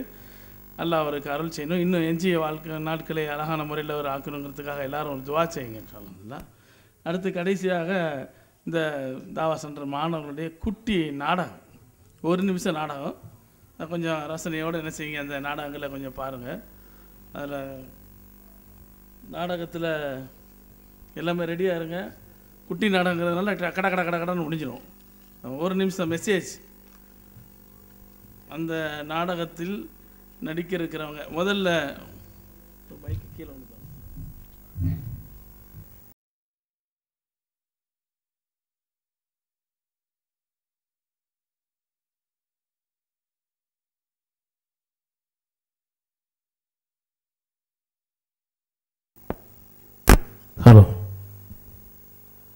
முதல் குட்டி நாடகம் மை ஹவுஸ்.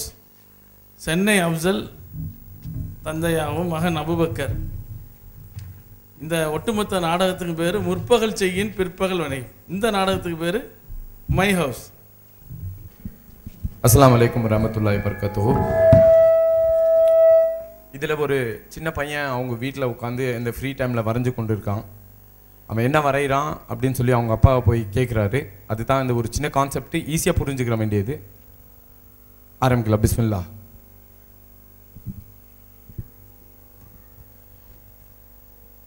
மா சீக்கிரம் சாப்பாடு எடுத்து வைம்மா, டைம் ஆயிடுச்சு, டியூட்டிக்கு போகணும். என்ன பண்ணிட்டு இருக்கான் அவன்? நெடச்சலம் பண்ணிட்டு இருக்க? நான் என்னோட வருங்கால வீடை வரைஞ்சிருக்கேன் டாடி. எங்க காட்டு பார்ப்போம். மாஷால்லா, நல்லா வரைஞ்சிருக்கிய. இது என்னடா சொல்லும்? அந்த ஃபங்க்ஷன் ஹால் டாடி. இது அது கிச்சன் ரூம் டாடி. இங்கே பெருசாக ஒன்று இருக்கு, இது என்னடா சொல்லும்? அது எங்கிற மாதிரி சின்ன பிள்ளைங்க வளராதுக்கு டாடி. இங்கே சின்னதாக ஒன்று இருக்கு, அது அது உங்களுக்கு தான் டாடி. எனக்கா? ஏன்டா சொல்லும் எனக்கு மட்டும் சின்னதாக வரைஞ்சிருக்க? நம்ம தாத்தாவுக்கு நீங்கள் சின்ன ரூமாக கொடுத்துருக்கீங்க, அது மாதிரி உங்களுக்கு நான் சின்ன ரூமாக வரைஞ்சிருக்கேன் டாடி. அல்லாஹு. பாப்பா பாப்பா, இனி நீங்கள் யார் ரூமில் வந்து தங்கிக்கிங்கப்பா. நிமிட நாடகம் வந்து நிறைய பேருக்கு புரியாது, கரெக்டாக பார்த்தா புரியும். அந்த சின்ன பையன் வந்து வரைஞ்ச இடங்களில் சின்ன பையனுக்கு பெரிய இடமும் அவங்க அப்பாவுக்கு வந்து ஒரு சின்ன இடத்த ஒதுக்கியிருக்கான், குட்டி இடத்த. அதை அவர் கேட்டார், எனக்கு மட்டும் என்னடா குட்டி இடம்னா, அவங்க அப்பா ஒரு குட்டி இடத்துல போட்டு வச்சிருக்காரு இல்லையா ஃபேமிலி. அனீஸ் அபுபக்கர்.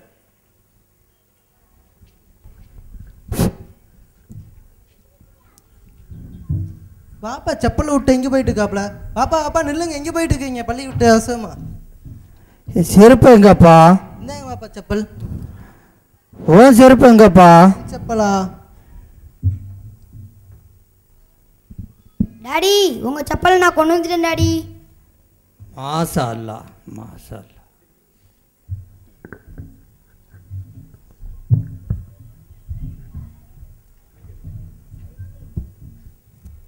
மகன் எடுத்துட்டு வராரு, மகனுடைய செருப்பை அந்த மகன் எடுத்துட்டு வராரு. அப்போ நீங்கள் எப்படி நடக்கிறீங்களோ அப்படிதான் உங்கள் புள்ள என்ன செய்யும், நடந்து கொள்ளும். அடுத்ததாக பெற்றோரை பேணுதல்.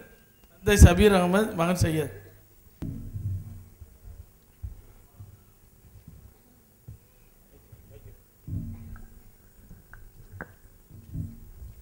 என்னப்பா பண்ணிட்டு இருக்கிற? நெட்ல சர்ச் பண்ணிக்கிட்டு இருக்கேன்ப்பா. ஓ, நம்ம வருங்கால ஃபேக்டரிக்காக சர்ச் பண்ணிட்டு இருக்கியா? ஃபேக்டரிலாம் அப்புறம் பார்த்துக்கலாம்ப்பா. ஒரு நல்ல முதியோர்களை சர்ச் பண்ணிட்டு இருக்கேன்ப்பா. முதியோர் இல்லம்மா? ஆமாப்பா. அது எதுக்கு? உங்களுக்கு தாப்பா. எனக்கு முதியோர் இல்லம்மா. என்னப்பா சொல்ற? ஆமாப்பா. வீட்டில் இருக்கிற வேணாம் முதியோர் இல்லம் கூட்டி போறான்ற. இல்லப்பா, நீங்க பாட்டி ஒரு முதியோரத்தில் வச்சிருக்கீங்களாப்பா? ஆமா. இங்க நான் போன வாரம் அம்மாவோட போய் பார்த்தேன்ப்பா. சரி. பாட்டி அங்கே ரொம்ப வசதி இல்லாமல் ரொம்ப கஷ்டப்படுறாங்கப்பா. சரி. என்கிட்ட சொல்லி அழுதாங்கப்பா. சரி. அதாப்பா இனி 20 வருஷம் கழிச்சு நான் உங்களை முதியோரத்தில் வைப்பேன்லப்பா. அப்போ நீ கஷ்டப்படக்கூடாது இல்லை பாருங்க. நீங்கள் ரிச்சாக நல்லா பணம் காசு காருன்னு வாழ்ந்தவங்க, நீங்கள் கஷ்டப்படக்கூடாது இல்லை.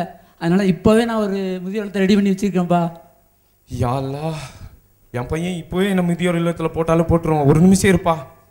ஹலோ ஹலோ, முதியோர் இல்லைங்களா? அங்கே எங்கள் ஒரு வாரத்துக்கு முன்னாடி எங்கள் அம்மா வாங்க சேர்த்தங்க, அங்கே ப்ளீஸ் ரிலீஸ் பண்ணிடுங்க, நான் வந்து கூட்டிகிட்டு போயிடுறேங்க ப்ளீஸ் ப்ளீஸ். அஸ்ஸலாமு அலைக்கும்.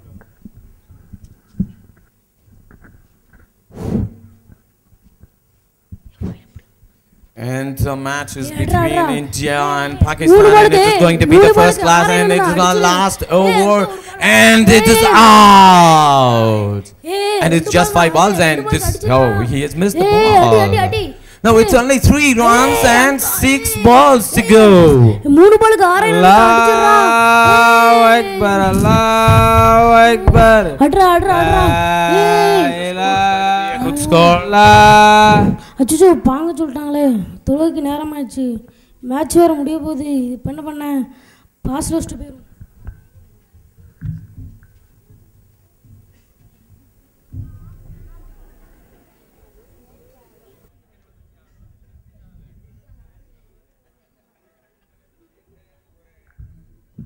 அப்பாடி, அட்ரா அட்ரா. ஏய் என்னடா பண்ண? தொழுதுகிட்டு இருந்தான்பா. தொழுதியா? டேய் இப்போ தான் சஜிதா போன மாதிரி இருந்துச்சு, அதுக்குள்ளே தொழுதுட்டேன்ற. புல்லட் ட்ரெயின் மாதிரி நான் ஸ்டாப்பாக போய்கிட்டே இருக்கேடா, என்னடா தொழுவது? இல்லைப்பா, நீங்கள் கூட ஒரு நாள் ஃபுட்பால் மேட்ச் பார்த்துக்கிட்டு இருக்கும்போது இதே மாதிரி தான் பார்க்க சொன்னாங்க. நீங்களும் இதை பார்த்து தானே சொல்கிறீங்க? அது மாதிரி தான் நானும் உங்களை பார்த்து தொழுதான். நான் உங்கள் புள்ளலா?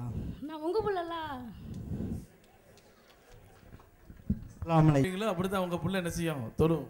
கடைசியாக மை பார்க், தந்தை சபீர் அகமது, மகன் அபூ ஹுரைரா. எப்போ கூட்டிகிட்டு போகிற? வாங்க, அதான் அந்த பீச்சில் உட்காந்து அப்படியே காற்று வாங்க. வாங்க. சரி சரிப்பா. இந்தாங்க உட்காருங்க. உட்காருங்க. என்னப்பா இவ்வளோ பேர் உட்காந்துருக்காங்க?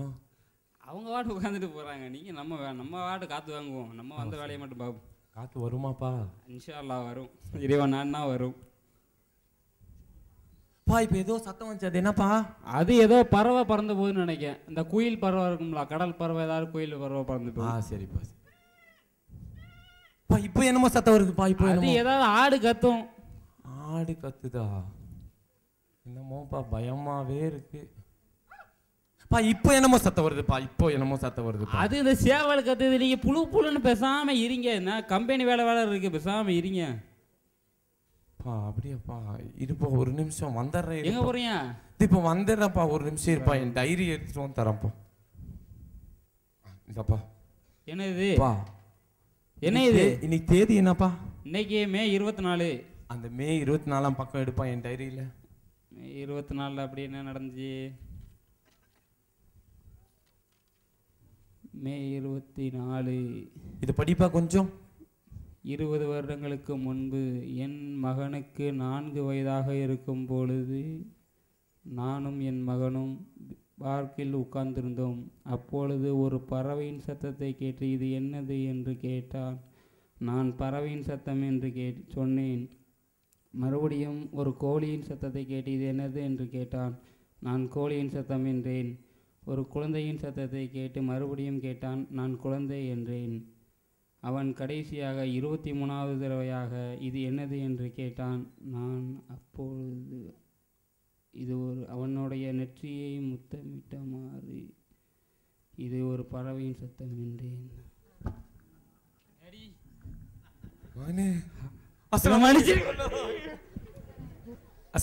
அவனுடைய திருப்தியில் தான் அல்லாஹ்வுடைய திருப்தி இருக்கிறது. தகப்பனுடைய அதிருப்தியில் தான் அல்லாஹ்வுடைய அதிருப்தி இருக்கிறது. நபி ஸல்லல்லாஹு அலைஹி வஸல்லம் சொன்னார். அடுத்ததாக நம்முடைய இந்த நிகழ்ச்சியிலே காலையிலே ஒரு பாஸ்டரும் ஒரு முன்னாள் பாஸ்டரும் அவர்கள் இஸ்லாத்தை பற்றியான கிறிஸ்தவத்தை பற்றியான ஒரு விவாதத்தில் ஈடுபட்டு கடைசியில் கிறிஸ்தவ அந்த பெந்தகோஸ்து சபையினுடைய பாஸ்டர் அவர்கள் இஸ்லாத்தை ஏற்றுக்கொண்டார்கள். அல்ஹம்துலில்லாஹ்.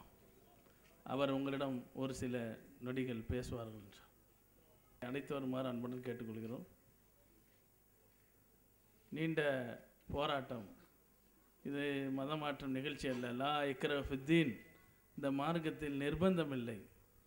அவர்களாக விரும்பி கொண்டால் இந்த மார்க்கத்தை ஏற்றுக்கொள்ளலாம். கட்டாய மதமாற்றத்துக்கு இஸ்லாத்திலேயே இடம் இல்லை, இந்தியாவில் இல்லை, இஸ்லாத்திலே இடம் கிடையாது. அதனால் ஃபைன் போட வேண்டிய அவசியம் இல்லை, உள்ள தள்ள வேண்டிய அவசியம் இல்லை. இஸ்லாமே அப்படித்தான் சொல்கிறது. நபி ஸல்லல்லாஹு சிறிய தந்தை அபு தாலிப் அவர்கள் கூட இஸ்லாத்தை ஏற்றுக்கொள்ளவில்லை. நம்முடைய இந்த ஒரு சில நிமிடங்களை நம்முடன் பகிர்ந்து கொள்வார்கள். பிரகத்தையும் நான் இன்றைக்கு இஸ்லாமை ஏற்றுக்கொள்ளவில்லை. காரைக்காலை சேர்ந்த அக்குமஞ்ச டாக்டர் சையத் அகமது அவருடைய நட்பு 1990 கிடைத்தது. நான் அப்போ தர்கா வழிபாட்டில் இருந்துகிட்டு இருந்தேன். அப்போ தர்கா வழிபாட்டில் இருந்துகிட்டு இருக்கும்போது நாங்கள் அவரோட நட்பு கிடைச்சோன்னே அவர் வீட்டுக்கு போனோன்னே அவங்களோட லாத்தா தான் என்கிட்ட ரொம்ப ஆர்கியூ பண்ணுவாங்க. என்ன நீங்கள் எங்களோட மார்க்கத்துக்கு நீங்கள் வரணும், நல்லா ஓதுறீங்க, அவங்க எவ்வளோ எடுத்து சொன்னாங்க. ஆனால் எனக்கு அப்போல்லாம் ஏற்றுக்கவே இல்லை. என்ன காரணம்னாக்கா பில்லி சூனிய கட்டெல்லாம் வெளியாகிறது தர்காவில் தான் ஆன்னு சொல்லிட்டு அவங்களுக்கு நேராக யாசின்லாம் ஒதுக்கி காமிப்பேன். ஆனால் எல்லாமே சகலமும் அந்த தொழுவேன், எல்லாமே செய்வேன். ஆனால் நான் இஸ்லாத்தை ஏற்றுக்கவே மாட்டேன் ஏன்னு ஒரே பிடிவாதமாக இருந்தேன். பாருங்கள், வெள்ளிக்கிழமைக்கு எங்களோட ஏரியாவில் அவர் ஜிம்மா தொழில்விட்டு எங்கள் வீட்டு திடீர்னு உள்ளே நுழைஞ்சிட்டார். நுழைஞ்சு சொன்னார், நீங்கள் காயல்பட்டினம் வரீங்க ஆனார். முடியவே முடியாது. என்னோடய சண்டே சர்வீஸ் ஞாயிற்றுக்கிழமைக்கு நான் நாகப்பட்டினம் சியோன் சபையை விட்டு நான் வரவே மாட்டேன். ஏன்னா நான் பாஸ்டர் இருந்துகிட்டு இருக்கேன்னு. கிடையவே கிடையாது. நீங்கள் ஒரு நாள் வாங்க, இதனால் நீங்கள் என்னத்தை இழந்தாலும் நான் அதை கொடுக்கறதுக்கு உங்களுக்கு தயாராக இருக்கிறேன், தயவுசெய்து நீங்கள் வரணுன்னார். பாருங்கள், நேற்று மகரிப் நேரத்தில் எனக்கு ஃபோன் பண்ணுறாரு. நோ சான்ஸ், முடியவே முடியாது, நான் வரவே மாட்டேன்னு சொல்லி சொன்னேன். ஃபோனை அப்படியே கட் பண்ணிட்டார். எனக்குள்ளே வந்து அல்லாஹ் தஆலா என்ன பேசுகிறான்னா, அப்போ 25 வருஷத்து நட்பை சாதாரண ஒரு சின்ன ஃபோன் கட் பண்ணிவிட்டு திருப்பி 2 தடவை ட்ரை பண்ணுறேன், ஒரு ஃபோன் எடுக்கவே இல்லை. எனக்கு அப்படியே ஒரு மாதிரி அழுகுறாப்பிலாயிட்டு திருப்பி அடுத்து அடிக்கிறான். நான் வரேன் நான்ட்டேன். பாருங்கள், வீட்டில் பாதுகாப்பு இல்லை, என்னோட மனைவிக்கு பாதுகாப்பு இல்லை. என்னோட மகன் வந்து அவங்களோட ரிலேஷன் வந்து கட்டி கொடுத்த இடத்துல அங்கே ஒரு ஆப்ரேஷனுக்காக அது ஆஸ்பத்திரியில் அவங்க இருக்காங்க. என் மனையை மட்டும் தனியாக விட்டுட்டு இதை நான் சொல்லிக்கவே இல்லை, காயல்பட்டு இங்கே வர்றேங்கிறத சொல்லவே இல்லை. ஆனால் நானும் நல்லா தெரியும், நல்லா பழக்கம், ஃபேமிலி மெம்பரு. அதே சமயத்தில் நான் இந்த இடத்துக்கு போகிறேன் வரேன்னு என் மனைவிட்ட நான் சொல்லவே இல்லை. திடீர்னு எதிர்பாராமல் நான் வேனில் வந்து உங்களை கூட்டிகிட்டு போகிறேன்ட்டாரு. நான் நடந்தே வர்றேன், என்னை எதுக்க பார்த்துட்டு என்னை மேலே ஏற்றிட்டு வந்துட்டாரு. இங்கே வந்தவனை பார்த்தீங்கன்னாக்கா மத்தியானம் ஒரு பெரிய ஆர்கியூமெண்ட்ஸ். ஏன்னா என்னோட பாஸ்டராக உள்ளவங்க ஒரு 4 பேர் சேர்ந்து பைபிளில் உள்ள ஒரு சில வசனங்களையும் அதே சமயத்தில் குரான் ஹதீஸை பற்றியும் என்கிட்ட எடுத்து சொன்னாங்க. நான் அப்போ சொன்னேன், நான் இது சம்மந்தமாக நான் குரானை வந்து 1990 ஓதியிருக்கிறேன், ஆனால் நான் மார்க்கத்தை ஏற்றுக்கவே இல்லைன்னு. கிடையவே கிடையாதுன்னு சொல்லி பைபிளில் உள்ள வசனத்துக்கும் குரானில் உள்ள ஹதீஸுக்கும் உள்ள டிஃப்ரெண்ட்டை மத்தியானம் எடுத்து சொல்லி பெரிய ஒரு ஆர்கியூமெண்ட் நடந்தது. கடைசியாக நான் வந்து இஸ்லாத்தை ஏற்றுக்கிறேன்ட்டேன். அஸ்ஸலாமு அலைக்கும். நாகர்கோயிலை சார்ந்த ஜமால் அவர்கள் ஒரு சிறந்த தாயியாக இருக்கிறாங்க அழைப்பு பணியில். அவர்கள் பொன்ராஜ் என்ற சகோதரருக்கு இஸ்லாத்தை எடுத்து சொல்லி அதன் மூலமாக அவர் தானாக வந்து இஸ்லாத்தை ஏற்றுக்கொண்டார். அந்த ஏற்றுக்கொள்ளக்கூடிய இந்த நிகழ்ச்சியை இப்பொழுது நீங்கள் காணும். அஸ்ஸலாமு அலைக்கும் வரஹ்மத்துல்லாஹி வபரகாத்துஹு. இப்போது நம்மளுக்கு முன்னாடி சகோதரர் பொன்ராஜ் அவர்கள் நின்றுட்டுருக்குறாங்க. அவங்களோட தகப்பனார் பேர் வந்து முத்தையா, நாகர்கோயிலை சார்ந்தவங்க. இந்து மதத்தில் சாம்பவர் சமுதாயத்தை சார்ந்தவங்க. இவர் இன்னைக்கு நம்மளை சந்திக்கும் போது மிக வருத்தத்தோடு, இதுக்கு முன்னாடி ஒரு சகோதரர் தன்னுடைய குடி அனுபவத்தை எப்படி சொன்னாரோ அதை அவ்வளவு இவர் சொல்ல வேண்டியது அவர் சொல்லிட்டு போயிட்டார். அதனால் இவருக்கு வேலை இல்லை. ஒரு விஷயத்தை 2 பேர் சொல்லணுங்கிற அவசியம் இல்லை. இப்போ இவர் சொன்ன விஷயம், நான் இந்துத்துவத்தில் இருந்தேன், கிறிஸ்தவத்தை தெரிஞ்சுக்கிறதுக்காக கிறிஸ்தவத்துக்கு போனேன். 2 இடத்துல எனக்கு நிம்மதி கிடைக்கல, நான் எல்லாத்தையும் இழந்துட்டேன். இப்போ அவருக்கு மனைவி மக்கள் எதுவுமே இல்லை, நிர்கதியாக இருக்கிறார். உடுத்த உடை ஒரு பேண்ட்டு ஒரு டிஷர்ட், இன்னொரு உடை அவரிடத்தில் இல்லாத அளவுக்கு ஒரு ஒர்க் ஷாப்பில் வேலை செய்து முழுவதுமாக இழந்து, இந்த இஸ்லாம் மார்க்கமும் என்னை ஏற்றுக்கொள்ளவில்லை என்று சொன்னால், நீங்கள் எனக்கு இஸ்லாத்துக்குள்ள வழி வகித்து கொடுக்கவில்லை என்று சொன்னால் தற்கொலை தவிர எனக்கு வழி இல்லைன்னு இன்னைக்கு காலையில் சொல்கிறார். நல்லா பாதுகாக்கணும். அல்ஹம்துலில்லாஹ் நம்ம அவர்கிட்ட கேட்டோம், உங்களுக்கு ஏதாவது நிர்பந்தம் உண்டா? இப்பவும் அதை தான் கேட்குறோம். இப்போவும் நம்ம பொண்டாச்சிட்ட என்ன கேட்குறோம், மைக்க கையில் வாங்கிடுங்க, இந்த மார்க்கத்தில் வருவதற்கு உங்களை யாரும் நிர்பந்திச்சாங்களா? பதில் சொல்லுங்கள் பொன்ராஜ். இல்லை. எந்த நோக்கத்துக்காக நீங்கள் இஸ்லாத்துக்குள்ளே வர்றீங்க? இஸ்லாத்தில் எல்லாருக்கும் உயர்ந்தவன் தாழ்ந்தவனும் கிடையாது, எல்லாம் ஒன்று. இங்கே வந்த எல்லாரும் அன்பு காட்டாங்க, இந்த அன்புக்கு தான் நான் எங்கிட்டு இருந்தேன். மாஷா அல்லாஹ். அப்போ நீங்கள் இஸ்லாத்தை ஏற்றுக்க பரிபூர்ண சம்மதம்? மனப்பூர்வமாக ஏற்றுருக்கு. யாருடைய நிர்பந்தமும் இல்லை, யாரோட நிர்பந்தம், எந்த வலியுறுத்தலும் இல்லை. எந்த வலியுறுத்தலும் இல்லை. இன்ஷா அல்லாஹ் இப்போது நீங்கள் கலிமாவை சொல்லி இஸ்லாத்தை ஏற்றுக்கலாமா? ஓகேயா? இன்ஷா அல்லாஹ். நான் சொல்கிற மாதிரி நீங்கள் சொல்லுங்கள். அஷ்ஹது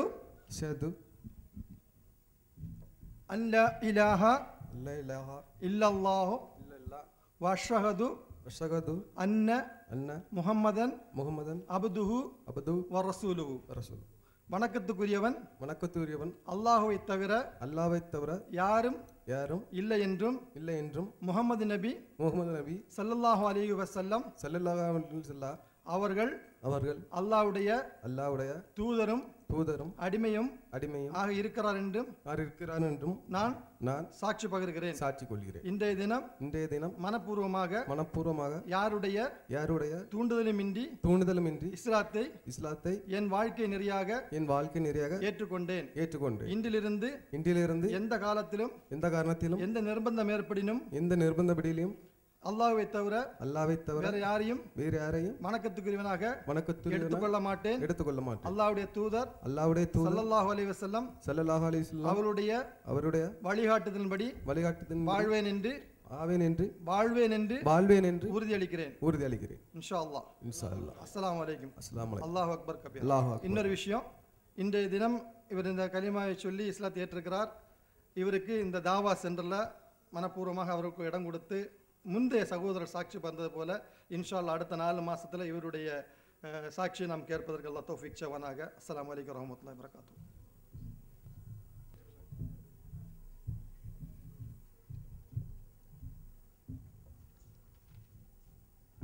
சகோதரி இருக்கிறாங்க, அவங்க பேர் விக்னேஸ்வரி.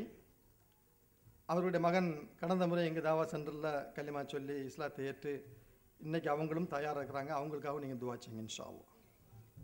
பேர் வைக்கிறத ஞாபகம் வரும்போது இஸ்லாமிய மார்க்கத்தில் அல்லாஹ்வுடைய தூதர் ஸல்லல்லாஹு அலைஹி வஸல்லம் அவருடைய காலகட்டத்தில் இருந்த ஒரு மடா குடிகாரன் எல்லாருக்கும் உங்களுக்கு ஞாபகத்துக்கு வரும்.